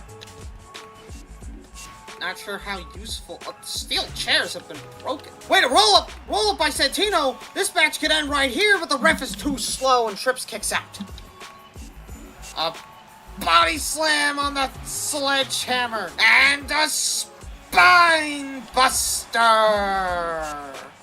And a pedigree has been engaged by Triple H, and there we are. And the cover goes to Vlad. Santino, a little stunned, but he cannot get in the ring fast enough because he tried to use the stairs. DX has won, and DX takes this victory with their head held high and their noses up, throwing up the X, not only because it's DX, but also because their opponents are probably injured after that. Ruthless beatdown, and sledgehammers, and steel chairs, and Ted DiBiase's galore. And that turned them heel. That didn't really do anything here, because both of them are off the map. I mean, Trips and Shawn both went above Punk. Oh, and above. Okay, Drew is losing out here. Yeah, but that didn't really do anything. Up next, triple threat main event. Taker, Jericho, and Kofi Kingston. I gotta say, though, I think Ted DiBiase is the main character of this universe mode so far. And our main event, steel cage triple threat match, opens with the walls getting broken down. Chris Jericho is known for one thing and one thing only: breaking down walls. when he's not able to do that in this steel cage match, what's left of him? He does not have backup from Big Show tonight. So this will be interesting to see how Jericho reacts to Taker and Kofi Kingston. Meanwhile, you have the dead man walking, The Undertaker. His presence alone puts fear into millions and millions of WWE fans every Friday night. And tonight is no different. The Undertaker may just walk out of here tonight one step closer to being the World Heavyweight Champion. And Kofi Kingston is back tonight. We saw him last night on Superstars have a losing effort to none other than Ted DiBiase and the Intercontinental Champion R-Truth. But the fact of the matter remains this. Kofi Kingston has the German flag on his ass. And he clarified in an interview that this is a partnership between the country to get more representation in the WWE. I don't know how that makes any sense. And The Undertaker just laying out Jericho first thing, but now Kofi's laying out The Undertaker. Taker's not taking anything from anyone. The fast combos of The Undertaker are letting themselves be shown tonight. And Kofi and Taker taking down Jericho. But you can't have a long-lasting alliance with The Undertaker unless you're Kane, or arguably The Big Show, or anyone in the Ministry of Dark. Okay, maybe you can have a long-lasting run alongside The Undertaker, just not inside of a steel cage in a triple threat match. And who knows, maybe Kofi and The Undertaker would be future tag team champs.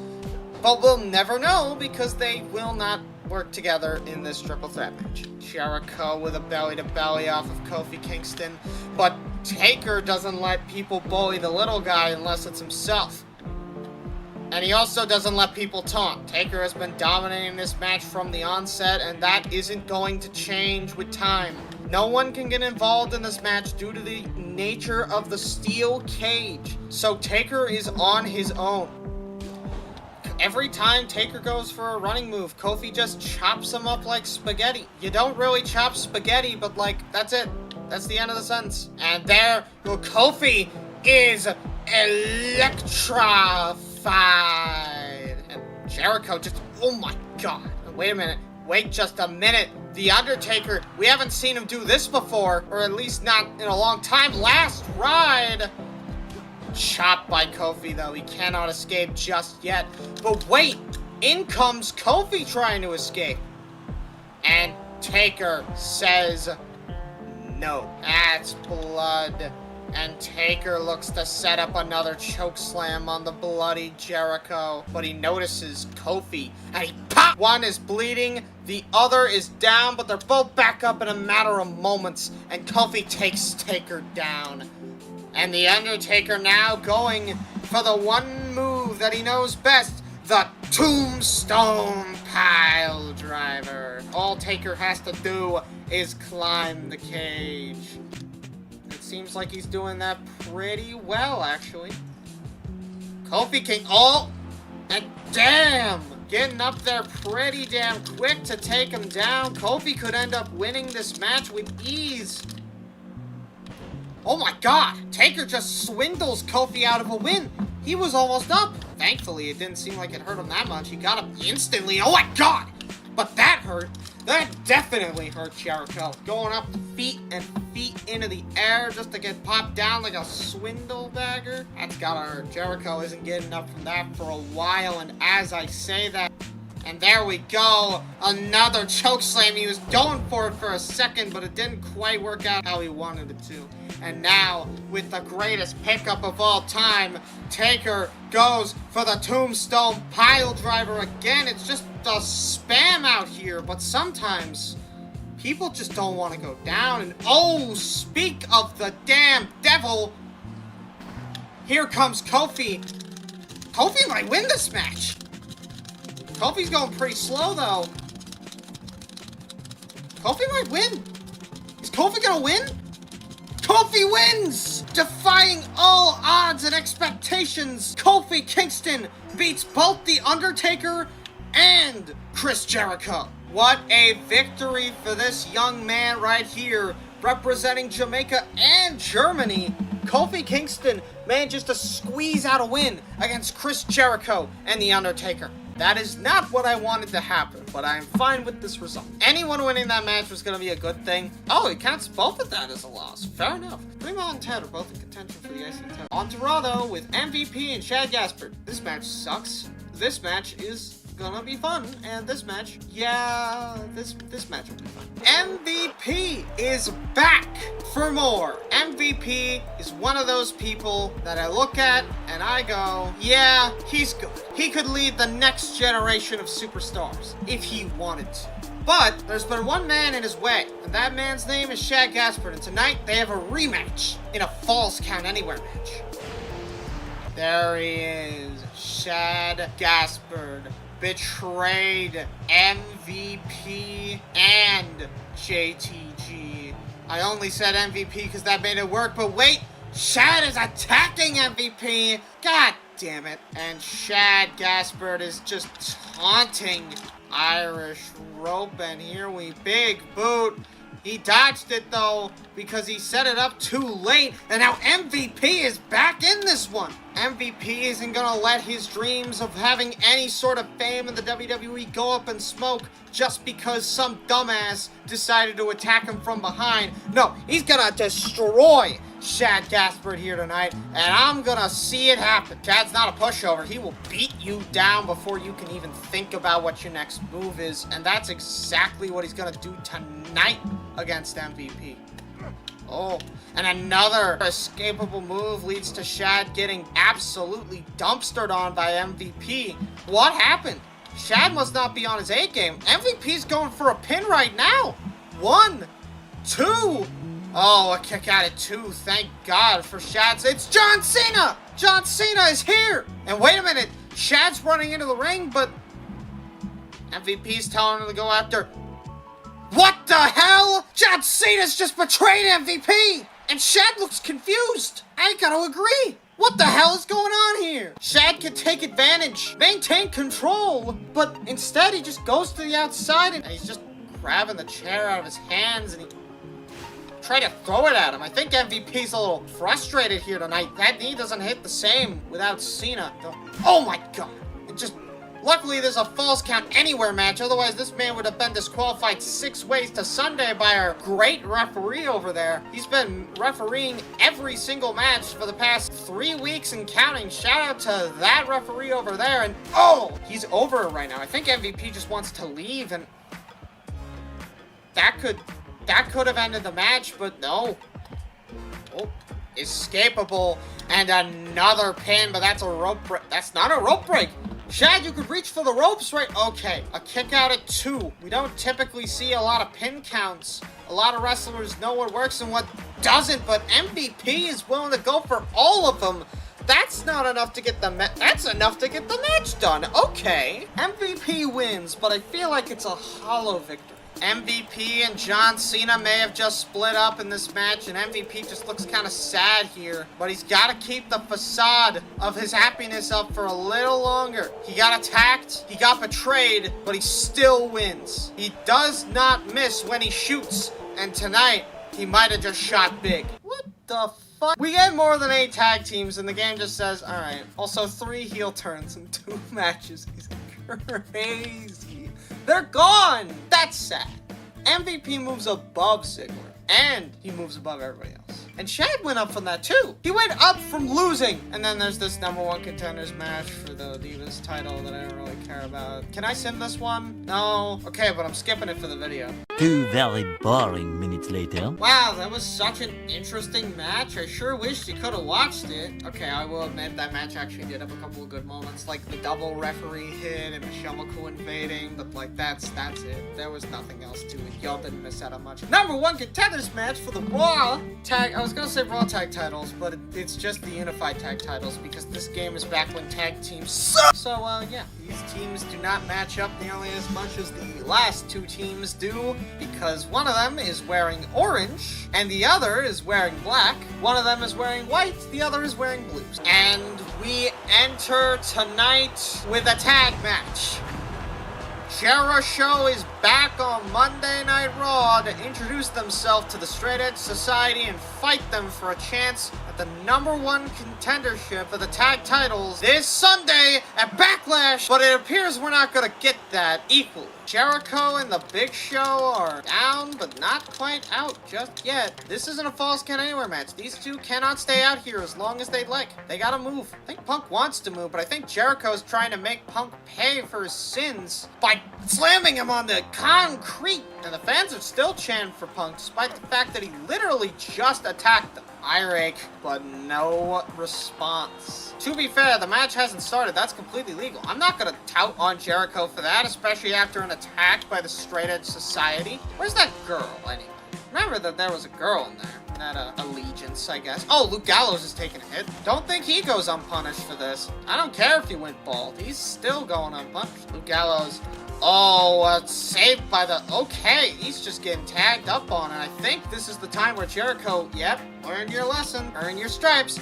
The match is now officially started and grabs the leg, tries to go for something, but it didn't quite work out, and a DDT by CM Punk to pull Jericho back to reality. The reality being that he is not going to Backlash to fight the Hart Foundation for their tag team titles.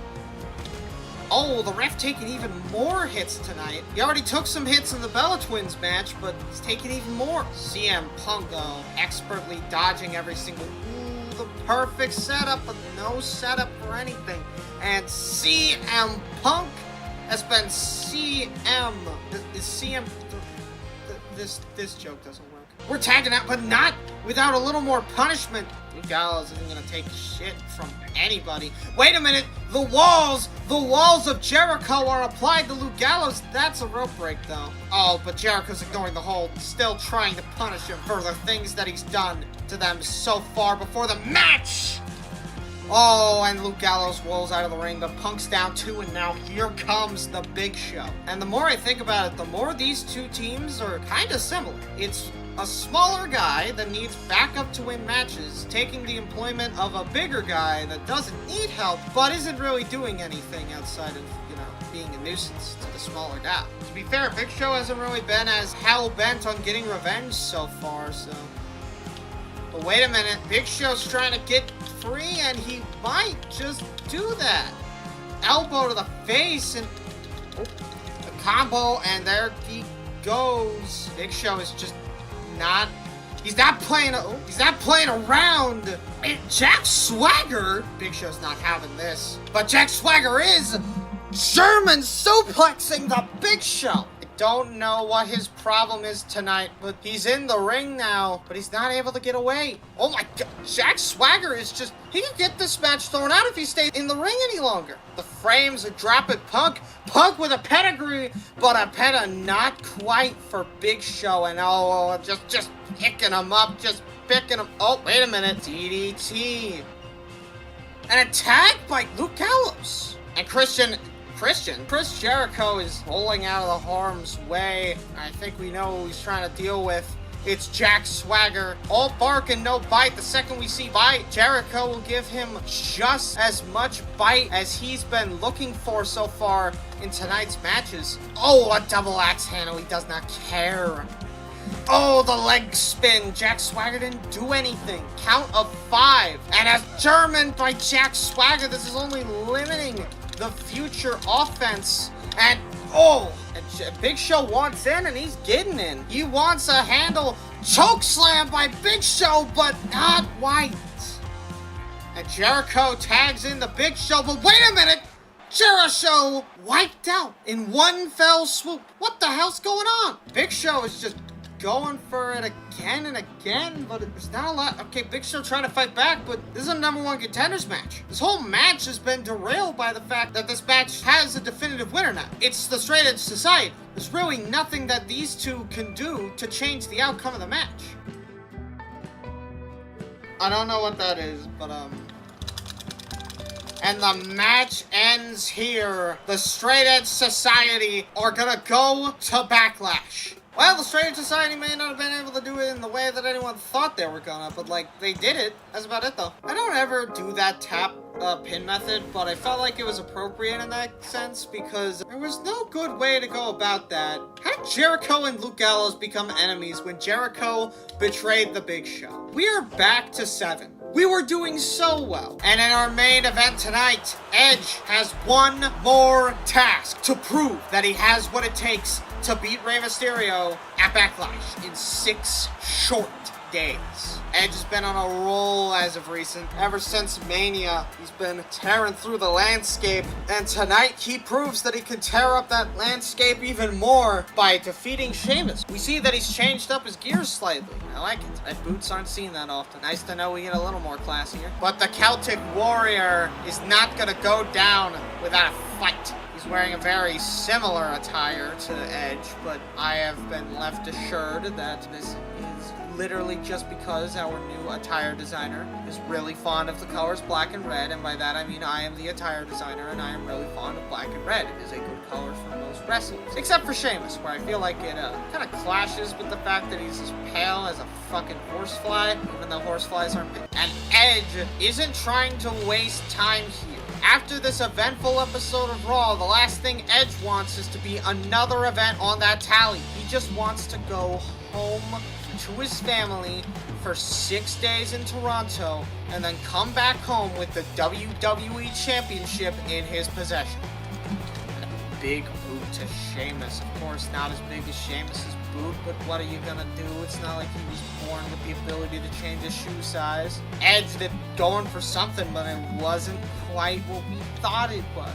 Anytime he goes for DDT, all anyone can ever think of is the executioner. Sometimes he just goes for like a normal ass DDT, man. What can I say? But this, okay, now it's the executioner. Now we can say it. And, oh, ref! Are those just legal? Okay, you fell in it. You knew he was gonna grab your hand, right? You had to know. It doesn't matter though, because Edge still hits the spear! And we are on our way to Backlash with a definitive answer that Edge is the man that can take down Rey Mysterio. Unless it's a submission match. Then he's Edge taking this time to laugh at his opponent. Nothing could have gone better for him, and nothing will ever go better for him, apparently. So that sent Sheamus to 7, and that sent Sheamus to 5. Luke Gallows went up 4 places. What the fuck is this? What? Huh? Alright. We welcome you live to Superstars, and we have a match for seizures. Jesus Christ. But Matt Hardy is coming out here tonight with the benefit of the doubt. He may have lost before, but he's back to win. And this time he's going up against someone who lost last night in the main event of Raw, Sheamus. Matt Hardy appreciates this opportunity and says that it'll go a long way into getting him back to his former glory as a main eventer. But this man isn't so happy. He says it's bullshit he didn't have to come down here in the first place. Wait a minute, that's Wade Barrett. We haven't seen Wade Barrett since he betrayed David Otunga, but wonder what these two are plotting. And Sheamus just immediately tries to bulldoze Matt Hardy, but that's not how that works. You can't bulldoze a man like Matt Hardy immediately off start. I do like how Matt Hardy has convened his attire. Sheamus. Ooh. I don't think Sheamus wants Matt Hardy going to the outside at all. I think Sheamus might just be bringing down Wade Barrett to do him a favor. Not necessarily for any other real reason. He just wants to do the man a favor. Maybe it's not a favor. I don't know. These two could be plotting anything. I mean anything.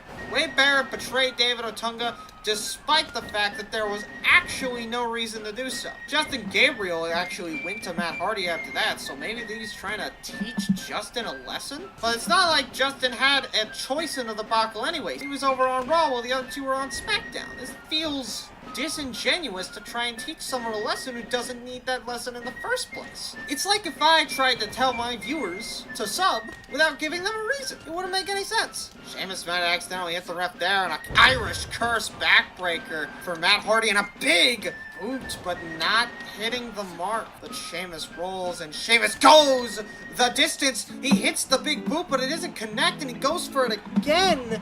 Edge! Matt Hardy is finally taking control of the situation here, and it seems we have equal playing fields for both competitors now. Oh!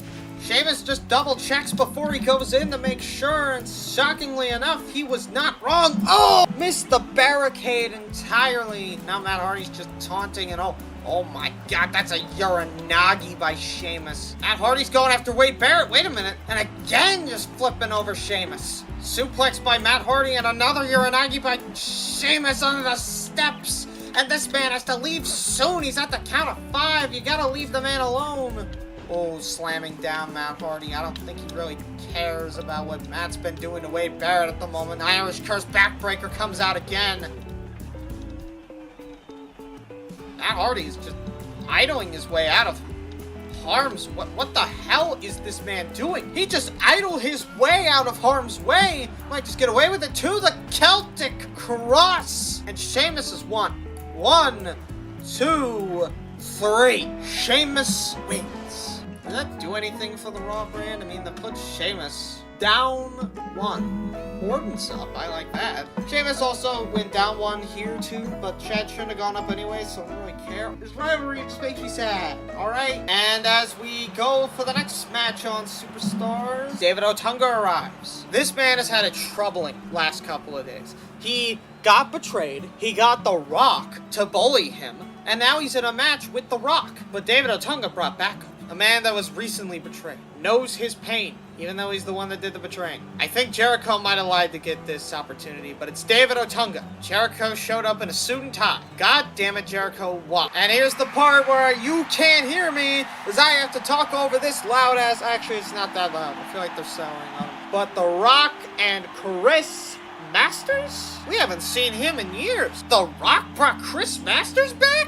Why? What's the point? Well, I guess we'll figure it out. And The Rock with a massive clothesline. Chris Jericho is just feeling the brunt of the offense here. Well, actually, he's not. He's sitting on the outside, but he is definitely acting like he's feeling the brunt of the offense, because that is what Jericho does in his most heelish form. We saw that last week with David Otunga, where he does the double chop, or maybe someone else did that. I don't quite remember. It's been a week.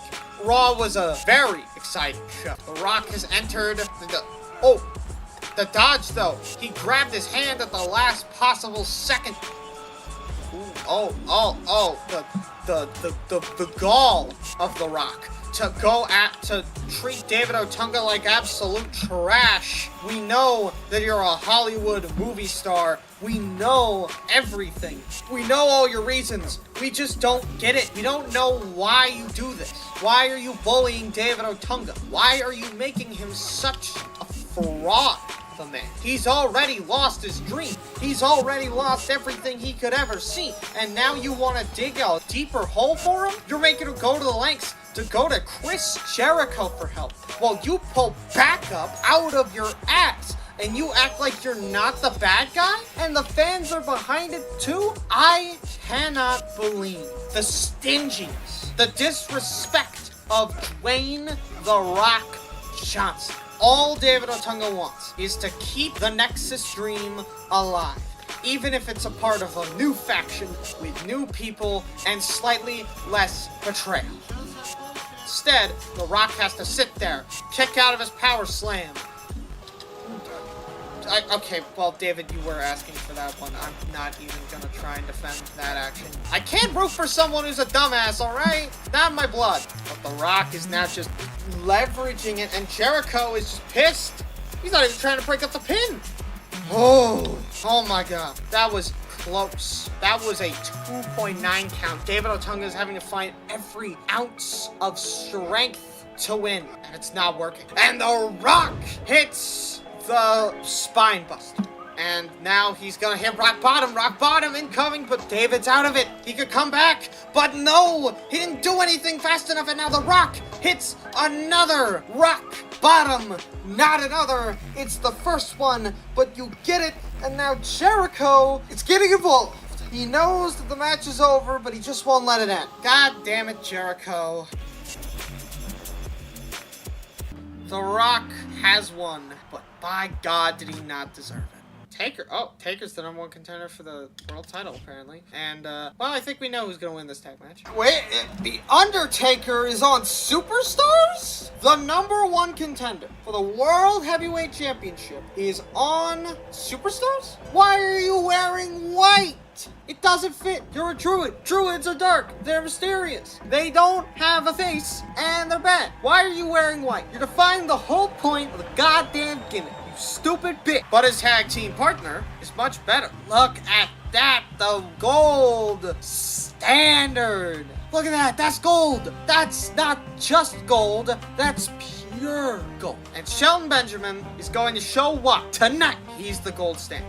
But his opponents are not as willing to do that. One half of their opponents, Justin Gabriel, is teaming with Matt Hardy. But Matt Hardy had a match earlier against Sheamus Wade Perry. So obviously Justin Gabriel, instead of deciding to bring Matt Hardy out for this match, decided to bring out John Cena. Weird ass, but okay. And with one action, we go from him getting cheered like a goddamn lightning storm to getting booed as a phony.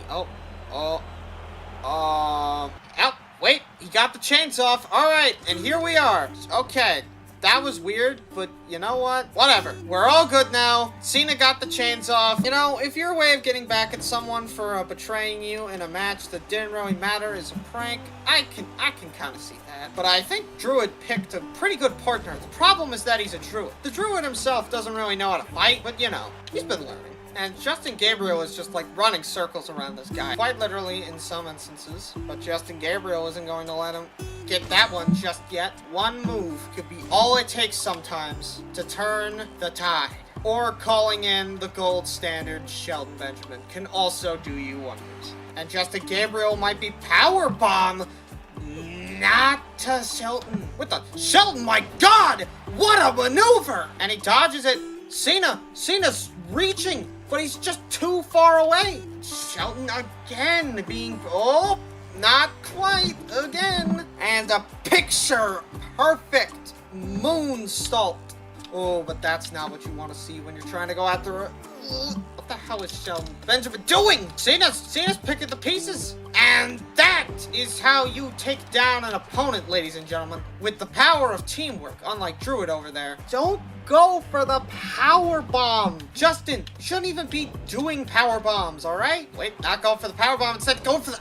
Ow. Wait, Shelton, oh my God. What a 450. That's it. Druid is down. And Cena's just staring off. I think Cena's hell-bent on winning. Who needs to call in John Cena? I mean, he played a significant role in Justin Gabriel winning the match. Okay, well, look, this is the part that he did. He nicked him in the gut, then he did a Russian leg sweep, and then Justin Gabriel did a moonsault. Wasn't necessary at all for Cena to be in this match, but he did help Justin Gabriel win, and for that I will give him bonus points. There's more work to do. Again?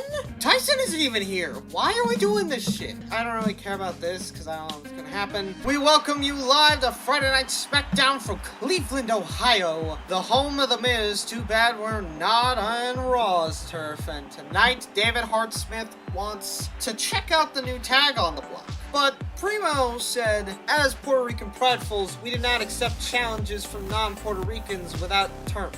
Primo then added, if I can bring Ted DiBiase, you can fight us. To which David, some reason, said yes to. And there he is. Primo with Ted DiBiase.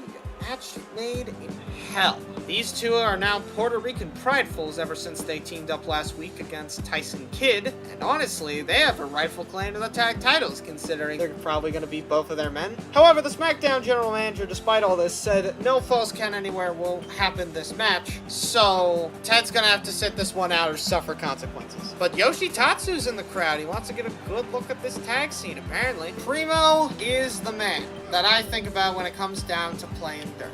Because he is probably the dirtiest player in this game. Because there are probably dirtier players, but they're not here right now. So, kick to the midsection, and oh my God, what a pop-up powerbomb! Primo's gotta be scared. He's using his legs now. He never does that. The referee is directly in the way of our camera. Thankfully, we can fucking fade him out of existence for a time to allow us to pass through safely without harm. How technology has advanced, and Primo is just sending David Hart across the room. But Primo with a moonsault. That's how you take down an adversary, let me tell you. We like to do a little trolling. Primo with a roll-up here. The ref could count this 1, 2, 3, and the match is over, and it is. And Primo goes for a diving headbutt. What the hell? Primo, what the hell?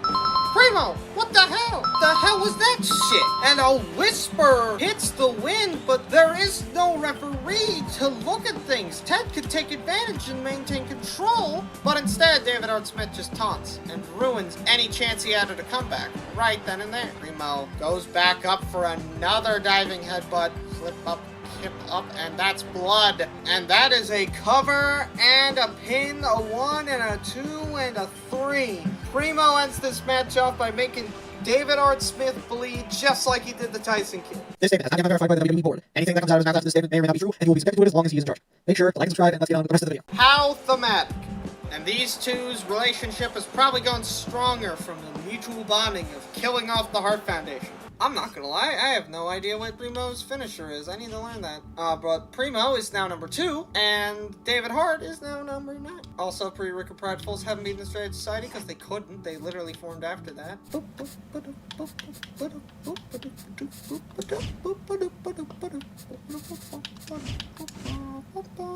Backstab. Literally the one place I didn't fucking check. It doesn't even look like a good move. It looks like the last time it was updated was fucking SmackDown vs. Raw. The original SmackDown vs. Raw. Phoenix vs. Eve. I can't even fucking lie. Eve looks really good in black and red. I'm sorry. Like, Beth's attire is good, but...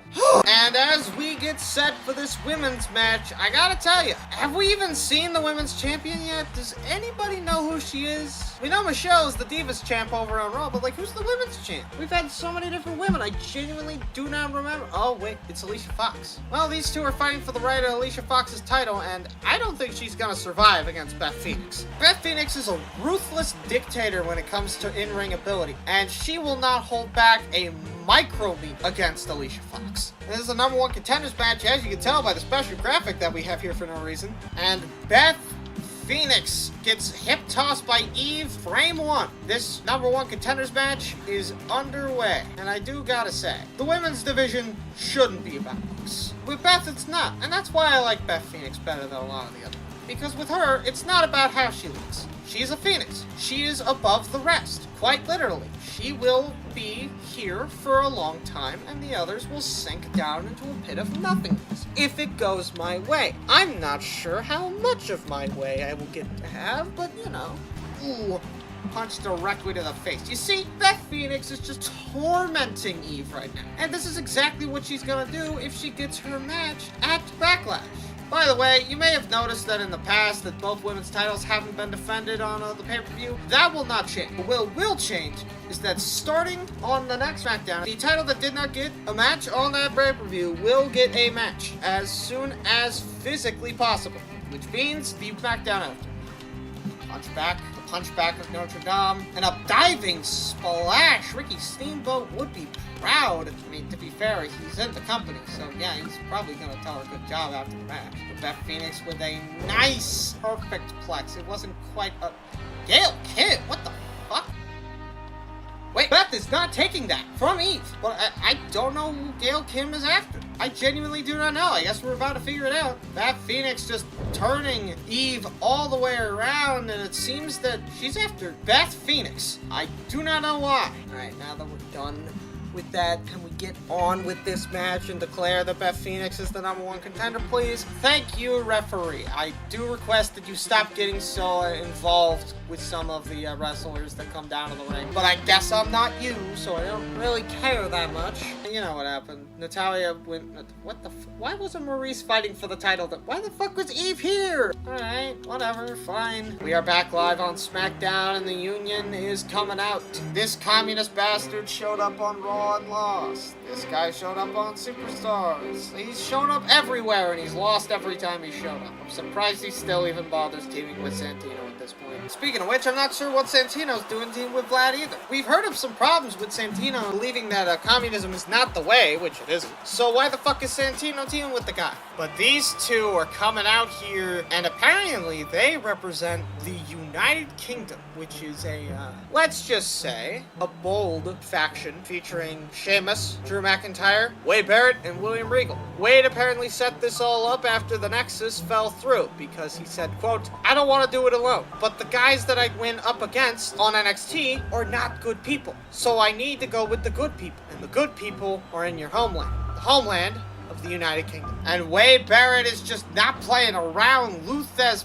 pressing Vladimir Kozlov like he's not gonna be able to do it ever again. Oh, or Luthez presses. Wade Barrett just simply loves punching people's faces in, and honestly, I don't blame him. It's kind of satisfying every once in a while to just beat someone's head in, especially when they're pissing you off. Call me a serial killer, but like, it is kind of fun.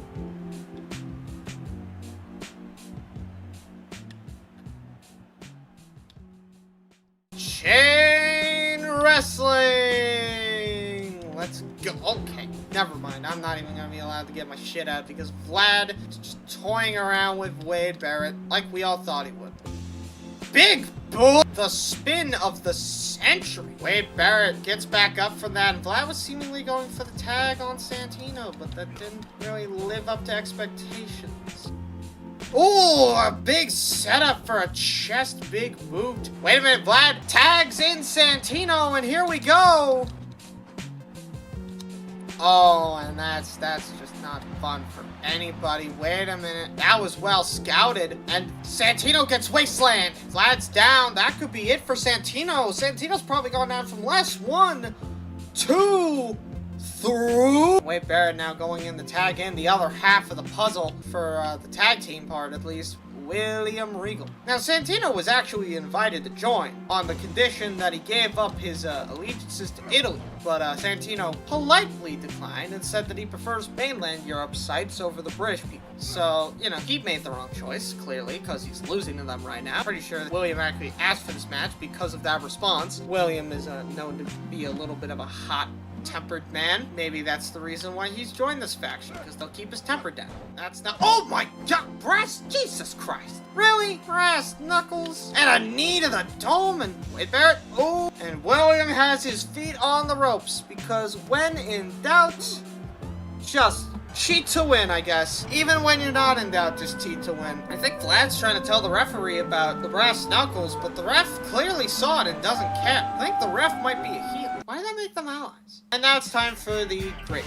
Taker and Big Show are gonna fight to decide the future of the World Heavyweight Championship, and I could not be happier.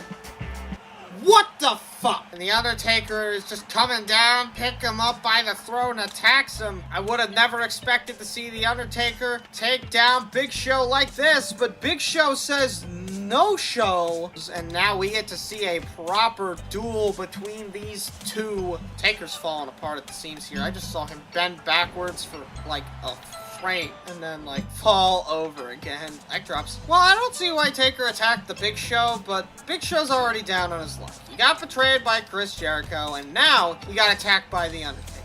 Someone who isn't known for attacking people ever since the Ministry happened. So I don't know what's going on in the Undertaker's head, but what I do know is that this man is dangerous when he is pure evil. So let's hope that Taker doesn't become the Ultra Mega Zord champion of the WWE. And that is a choke slam right and proper. Is this a tombstone? This is a tombstone right and proper. And that is a tombstone pile driver, and there is no way that Big Show gets up from this one.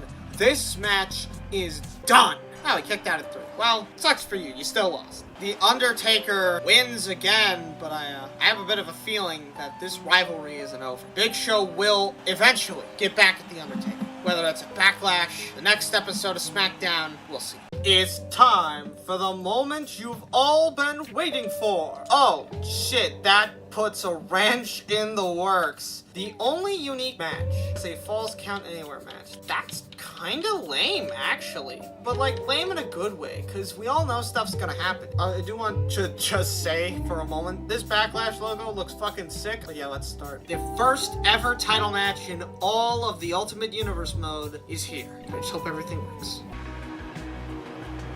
And we are live from Providence, whatever that is. And we have seen the first of the United States champion, The Miz. He hasn't actually shown up on Raw, I think, once. He's been off doing something in Cleveland. He said that after the management change, he wanted to give it a minute before he started working. But tonight he's putting his title on the line, I guess as a punishment, between two contenders. This was actually decided last minute to add Drew McIntyre, who many had clamored he had, quote, been stolen from in terms of the #1 contendership. But then there's his initial opponent, Dolph Ziggler. Dolph Ziggler was very, very, very excited to come to Backlash because he is of the utmost confidence that he will win the United States Championship from The Miz. The Miz hasn't competed in a month. He hasn't competed since Mania. Dolph is basically waging a war over something he thinks is already his, the United States Championship, and that might not end well for him, if I'm being honest. But Ziggler in a triple threat match. It's Drew McIntyre. Drew McIntyre comes into Backlash with a chip on his shoulder as he has joined the United Kingdom, a team that I've already told you about on SmackDown, so I don't see why you don't know who the members are already. But regardless, Drew McIntyre is still wearing that same shit attire that he wore the last time we saw him. And remember, this is for the United States Championship. These three men would like nothing more than to win one of the most prestigious titles in WWE ever. And Drew McIntyre immediately hits Dolph Ziggler with a clothesline of the fucking century. He is clearly willing to repeat the events of the #1 contendership match, but this time with himself as the winner. And The Miz now just helping Drew McIntyre take down Dolph. Oh my! Was that intended? Because right now it seems to me that The Miz is all for keeping Drew on his side, at least for the moment. Drew's willing to stay out of this one, but... Okay, okay, great. What the... And right into the Scottish psychopath. This match is already a mess. And now Miz is teaming with Ziggler. He's going to keep on winning the title any way he possibly can. And now all bets are off for this United States Championship match. And I think Drew's plan is to take out Ziggler's supreme offense in the legs. Oh my, Dolph Ziggler is not going to be chain wrestled here tonight. In fact, I think he's gonna be words. Let them come to me. God damn. Miz is on the ropes, but Miz says no. Oh, right to the outside. But again, Drew is just demoralizing Dolph Ziggler. Oh my god. Oh, this is a triple threat falls count anywhere match. Just remember that he can use this to his discretion. Famouser on nothing? Oh, that could have been bad for Ziggler. He could have got... Oh, it happened anyways! And a cover by Drew trying to steal the championship. Oh, a kick out at 2. Dolph Ziggler isn't going to go down just like that. And a roundhouse kick. Not a roundhouse kick. What's that called? Whatever, he kicked him into the chair. That's all that matters. Flatline by Drew McIntyre, and he rolls his way out of the ring. Oh, power slam, and wait a minute. Missed, and a lick. A lick? This isn't 2014. We ain't in the future here. This is 2010. Come on, guys. I think Drew knows exactly what he's gonna do to Dolph Ziggler. But he missed just like Ziggler did. These two are basically being paralleled as one and the same at the moment. The ref got stung. Famouser by Dolph Ziggler. And now Drew just tossing. And a Russian leg sweep by Drew McIntyre. He's really keeping it interesting in this triple threat match. And Drew thinks he already has this one. I think that's what I'm getting out of this. Oh, button mash expert Drew McIntyre over here with a flatliner. Don't know why The Miz did that, but usually I'd overreact to that. But like, okay, this isn't a normal match, so there is no reason to. Wait a minute, Drew McIntyre hitting a future shock. Drew with the ropes. 1, 2, and Drew McIntyre, without even pinning the champion, is the United States champion. Drew McIntyre has crashed the game. You're fucking... That is the worst time for that crash to happen. That hasn't happened in a minute. I thought we were safe. This has gotta be the worst crashes of all time. And as we get set for this rematch, the ref decided to call the match back. Wait a minute! I'm ready for this! And this match has been restarted by a referee. The referee noticed that Drew McIntyre had his foot on the ropes and decided that that would not fly in the first ever title match since the new regime. He decided to restart the match. Drew is snapping Dolph Ziggler back to reality. There goes gravity. Didn't I do that in a previous video? Man, I really gotta make an Eminem review video then, don't I? You know what? If you want to see me review all of Eminem's albums, like the video, because I probably won't do it. Dolph Ziggler is just absolutely dominating the competition here. Oh my god, flatliner. None of them were ready for this. But Drew McIntyre has worked so hard to be able to get here. But Dolph Ziggler roams out of the ring. And wait a minute, Miz again with another chair and another kick to the face.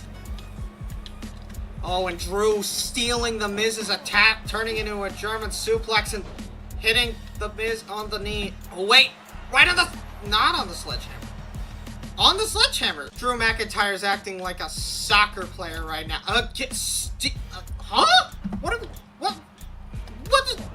What just happened? Now just, oh, right with a sledgehammer and, oh, double hits. Absolutely making sure that Dolph Ziggler will feel all of the pain tomorrow night on Monday Night Raw. The Miz now trying to steal the thunder of Drew McIntyre now. A unique twist on the formula we've been seeing throughout this match.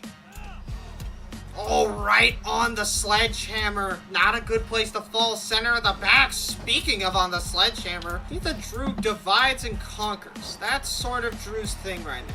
Divide up their attention and then conquer them when they least expect it. Or if you're smart, when they most expect it, because they probably expect it at this point. Wait, Miz is over it. Miz is hitting Drew McIntyre hundreds of times. Drew is not going to let the Miz use that sledgehammer. No way, Jose. Drew with another flatliner and, oh, eye rake by the Miz. It's smart. But you know what's smarter? The future shock. But wait, low blow by the Miz. No win off of the future shock for Drew. Miz is a fighting champion despite the fact that he hasn't fought once for the title since WrestleMania. Oh, but Drew is just manipulating. Oh my god.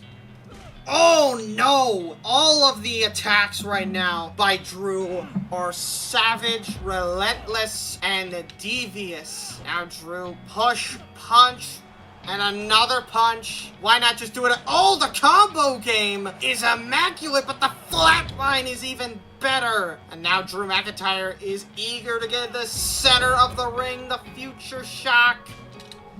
Oh no, a hip toss. It's all falling apart for Drew. He's been so dominant lately, but he just can't get two people on the ground long enough for it to be a miss. 1, 2. Oh, a kick out at 2. The match is not ending without a future shock, it seems. And the fans are asking, what's your name? I think they want to know, who the hell is the Miz? Or they're saying, let's go Miz. I really can't tell. Wait a minute. Oh my god! That actually end the match. Oh, but nah. Nah. Miz. Oh, again! He's out. That's it. He's out of the match. No man can come back from that alive and kicking. And now Dolph is being pinned on the sledgehammer. 1, 2. That is it. Drew McIntyre has beaten Dolph again for the United States Championship. This time there is no controversy about it. Drew McIntyre is your new United States Champion, and he is probably going to be the champion for many, many months. Yeah, I'm glad I gave this pay-per-view its own video, let me tell you. In the news, Drew's the US champ. Drew's the US champ. The Miz is number 3, which is actually kind of shocking because I thought he'd be lower because of that. I actually thought he'd be way lower. But now, it's time for the unified tag titles to get their shit done. And we are here tonight, and the Hart Dynasty, Foundation, whatever you want to call it, are out here to defend their tag titles. And honestly, I don't see the point in them still coming out separately. Seriously, you both do the same shit, you both have the titles. Why do you need to come out separately? The only difference is that one of you is taller. Like seriously, we even give it the same camera angle. They just come out the same. There's no reason to have these two come out separately if they're gonna do the same thing anyways. They might as well do it as a unit. But you know who does come out as a unit? It is CM Punk and Luke Gallows, The Straight Edge Society. These two have been on top of the world. They successfully got Jericho to fold, allowing them to claim the open spot for the #1 contendership last episode of Raw. And tonight, they will try, and probably succeed, if I'm going to be honest, in taking down the Hart Foundation. I mean, you gotta think about it. Sure, we have only seen Luke Gallows with CM Punk, but we've also seen CM Punk potentially go with the WWE champion. The only reason that CM Punk lost is because Rey Mysterio cannot be submitted. For what reason, I don't know, but he just can't be submitted. But tonight, there are no submissions. CM Punk has this in the bag. And Luke Gallows is only really there to allow him to get the titles without worry. And these two are fired up. They're ready to take on the world. CM Punk.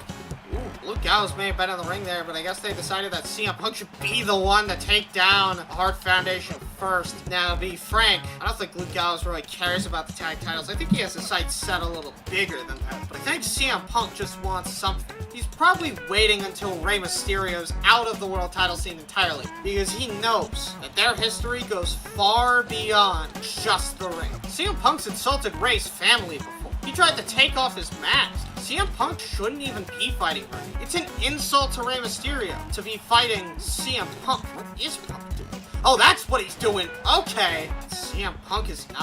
David Hart Smith isn't on with Punk. I don't even think David Hart Smith's getting started. Has he gotten in on the offense outside the last 2 moves he just did? No, he hasn't. But now comes Tyson Kidd. And then comes Luke Gallows. Luke Gallows isn't going to let Tyson Kidd try to take down CM Punk. The only person that can do that is named Rey Mysterio, apparently. So Luke Gallows is just going to defend his partner with all of his pride in hand. You know what I just realized? I'm a bit more serious about this episode. It's probably because it's a pay-per-view. I feel like I have to take it a bit more seriously because of that. But I'm probably confusing some people by not like cracking a single joke or breaking the wall or anything. You know, I'm just kind of returning to a bit more of a professional commentator form factor than being an actual like YouTuber. Now, because sometimes you need to be a commentator over being a YouTuber. Luckily, I can do both, so I know when to be serious and when to be a little silly. Making a lot of references to old videos. I don't know why. But a big boot misses. But a bit... Oh, okay, he just straight up dodged that one. That wasn't even, like... That wasn't even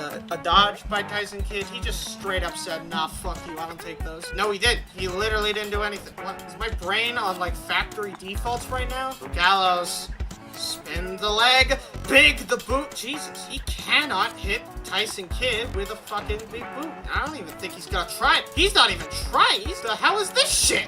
What was that? Whatever it is, Luke Gallows is going for the pin off of it. 1, 2, or 3. And the Straight Edge Society have beaten the Hart Foundation. But Punk didn't even get the win. Well, these are your new Unified Tag Team Champions, and I am shocked. I expected CM Punk to get the victory, but it appears that Luke Gallows has taken one for himself in this one. I wonder if this will lead to any tension between these two. I don't even set up for shit like this. I just kind of do it. Also, why are there 2 loading screens? Why are there 2 save points? That moved Punk up a bit. That moved Luke Gallows up a bit. Holy shit, Luke Gallows could fucking challenge for the US title. So could Punk. What the fuck is going on? Yep, they did that. Nothing else changed. JTG's back. Welcome back, JTG. Can you pass up Chris Jericho, please? Thank you. Now, this is the match you've all been waiting to see. R-Truth, Ted DiBiase, Intercontinental Championship. Let's go. And here we are. The Intercontinental Championship is being shown off. R-Truth has shown up a couple of times, and one of those times was in a fatal 4-way steel cage match with Ted DiBiase. And you know who won that match? Ted DiBiase. And R-Truth decided to give him a shot at the Intercontinental Championship. Of course, R-Truth is no stranger to picking champions just based on them beating them, considering he hasn't won a title before. This might actually be the biggest mistake of his entire career. Ted DiBiase has been on a roll with a capital R, and he is not gonna give up just because some guy is in his way. Some rapper guy, person, thing. I don't even know what to call R-Truth. I don't pay that much attention to him, honestly. For the IC title, I don't know why these appear. The Intercontinental Championship goes back even farther than the United States Championship. It is an original prize of the company and will likely be here for years to come. So R-Truth having it is a mistake, and we need to get it off. Of that makes me sound incredibly racist. I am not being racist. I just don't like R-Truth, alright? R-Truth just is a comedy character, and that's more or less why I don't like him, because comedy characters don't work in a universe mode where there is no conversating, no promos, no talking to the fans, no whatever. Just snippets of interviews that you don't get to read in full because we do not have our own WWE.com website. Ted DiBiase, what the hell? A double axe head? Oh, that, yep, champion's a little more bronze than you would think. He shines a little brighter than the stars that you see in the night sky. Truth is not gonna be easy. Truth will... Okay, what? I'm confused. This episode of Backlash is a very confusing pay-per-view. Ted DiBiase just cannot stop himself from clotheslining. And it never... unless you do that. Then you can stop yourself from clotheslining. But, like, that's arguably worse than continuously clotheslining. I'm surprised that that's where that move lies in his moveset. I'm not even gonna lie. Why is that one of his groggy grapples? Clothesline misses. The elbow hits. The clothesline hits again, and I am getting a little tired of these clothesline games, and R-Truth with a low blow? Really? I did not expect to see that out of our Intercontinental Champion. What? Honestly, this is kind of a back and forth contest. Not something that I really expected out of these two. 2-3, Ted DiBiase. Ted DiBiase is gonna put this man on Dream Street. And that's it. R-Truth's out 1, 2, and 3. Ted DiBiase has just beaten the Intercontinental Champion ripe and square. And Ted DiBiase is not the first new champion to be crowned. In fact, he is the 3rd tonight on Backlash. Will all of the people that are fighting for titles get their way and just win? I guess we'll find out in the next 3 matches. Okay, I say that, but look at the next 3 matches. There is clearly one match where that is not gonna happen, and it's the Nikki Bella one. That put R-Truth down to number 7. Now that's an interesting match. Ted DiBiase versus Primo. I might, you know what, game? I might actually do that. Hold up. Why is Primo in the world title scene? Huh? Okay, game. You gotta stop me. Anyways, do I have to put... I guess I'll show you the match this time. It's not that I feel bad that I didn't show you the match last time. It's more just that because it's a title match, I kind of can't skip it. And tonight, Nikki Bella. She beat her sister. That's all she really did. Can we move on? And then there's the only good woman on Monday Night Raw. It's Michelle McCool. And tonight, she comes out of the woodwork looking to say... Fuck you, Nikki Bella. Wait, okay, when I said that, I didn't think she'd actually go and attack her. Okay. Michelle McCool. It is. Wow. Michelle McCool has retained the Divas title in spectacular fashion. And our first retain tonight goes to Michelle McCool, and it might be our only one. Michelle McCool did only defeat Nikki Bella, though. I can't wait to see what happens when we put some actual competent women on Raw. Look, I know that I'm burying the Divas title scene, but it's this. It's 3 people. And you know what SmackDown is? 10. I think I can bury the Divas title scene, alright? Jack Swagger versus The Undertaker. And here the all-American comes, the World Heavyweight Champion wearing red, white, and blue, Jack Swagger. This man has an impeccable aura, unmatched by any other American. This is the most American you will ever get. There were 2 pyro sounds for like 4 different kinds of pyro. That's funny. And the Undertaker is very, very ominous. We cannot seem to control the Undertaker.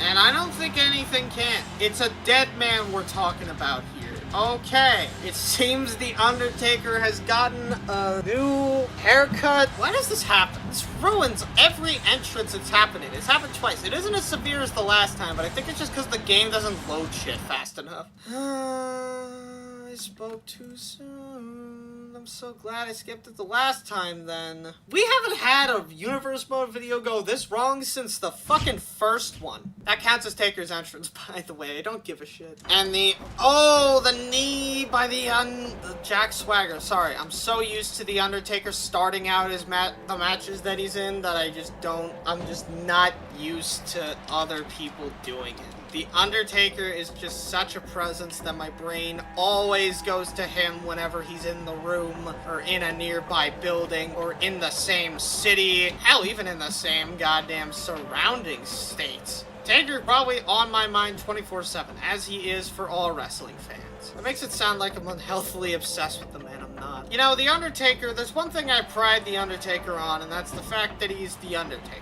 He hasn't changed, won't change, and he's exactly the same as he was. Don't ask what happened between the years of 2000 and 2003. I promise you, nothing happened to the man. Different guy. His name's Mean Mark Calloway. He did great, but it's a different guy. Completely different person. Does that count as like a huge lore drop? Did I just turn a joke into like accidentally the biggest thing that the badass Taker is a different person? I was gonna probably end up figuring out a way to use Mean Mark Calloway anyways, so like, and the choke slam. Jack Swagger ain't going for a ride yet. 2 seconds later. Or maybe he is! Choke slam by The Undertaker. The Undertaker knows exactly what to do with the man, and that's send him for his last ride.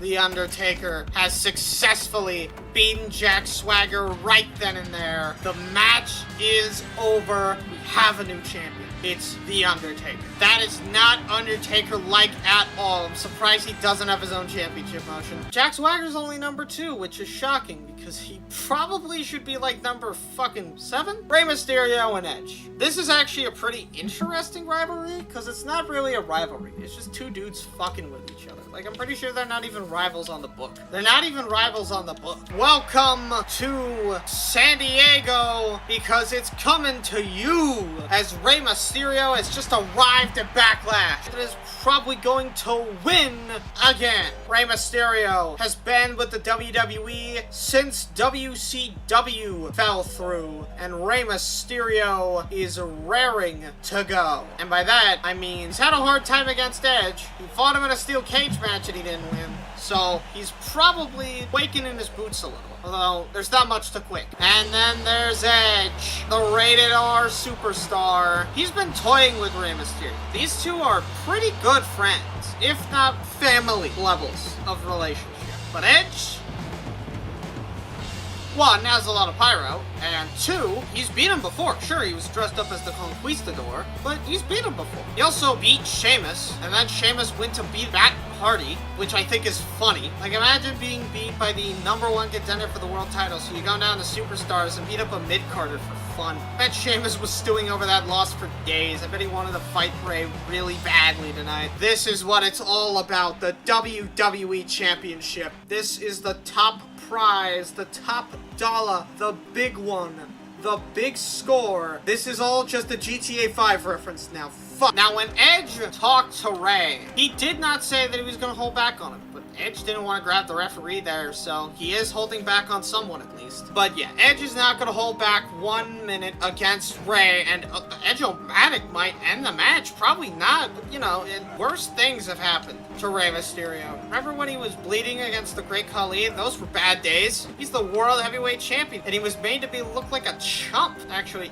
you know what? I'd rather we not remind Rey of these days. He can probably hear me, but I think he's too busy being kneed in the ball. Why is Edge kneeing one of his friends in the balls? Is that really what not holding back means? Come on. Would you do that to everyone? Are you that low? You don't even need to do that. You could just like stomp on their knee a couple times and they'll be good. But no, you gotta fucking knee them in the dick so that they can't have kids anymore. Despicable man for someone that a lot of people look up to in the wrestling world. Rey throws Edge off of him. I'm actually kind of surprised that he was able to do that, especially because I think Edge is actually crouching down to get a headlock in. Edge has to crouch down to give Rey the opportunity to put him in a headlock. But Rey now using his flexibility to get him out of a situation he otherwise wouldn't. Sure, Rey may have his disadvantages, especially when it comes to size, but he can use the ropes like no other. Rey is one of the best divers in the game. Just because he can't beat everyone on every day doesn't mean that he isn't one of the best wrestlers in all of WWE. Even if his current opponent tonight is the suplex machine not named Kurt Angle. Why isn't Kurt Angle here? Why am I talking about someone from a rival promotion? Hello, TNA executive forced to watch this to decide on suing. Don't sue. It's not worth it. We'll pay for the rights. Actually, no. His name is his name. We can say it. Never mind. Carry on. I can say people's names on live television. Does that mean it's a good thing? No. This isn't even live television. I guess it is live television. You just have to pay to see it. And a spear by Edge! Sorry for talking about TNA during your big match, Edge, but it's fine, because that spear didn't get the win anyways. Rey Mysterio doing it again. I think... What the fuck? What is Edge doing right now? Actually, no, wait, I just realized. Rey is hopping up to get the headlock on Edge and then dragging him down with the forces of gravity. Hold on, wait a minute. That might actually be a smart idea. Rey might be smarter than we give him credit for. And wait a minute, Edge, referee's in the same corner as Edge. He might spear the ref, but no, spear! Spear by Edge. And that might do it. Edge might have just won the WWE Championship. I hate myself. If you clicked off the video because of that, I am not surprised. Edge's world title man. Let's just move on. And wait a minute, Edge! Sheamus! What the hell? Sheamus has just attacked Edge! We might have our next contender for the world title! I think it just ruined Edge's fucking world title reign in one night with everything I did to him. I made it not about him. He got attacked afterwards, and I said WWE Championship. God damn it. Whatever. Punk's next, apparently, and Rey is out number 8. You know what? That makes sense. Miz is 12. Y'all want to see the Miz win the world title from Edge? But yeah, that's gonna do it. Backlash was a pretty fun pay-per-view, if I'm gonna be honest. Yeah, that's the end of the video. You can go now.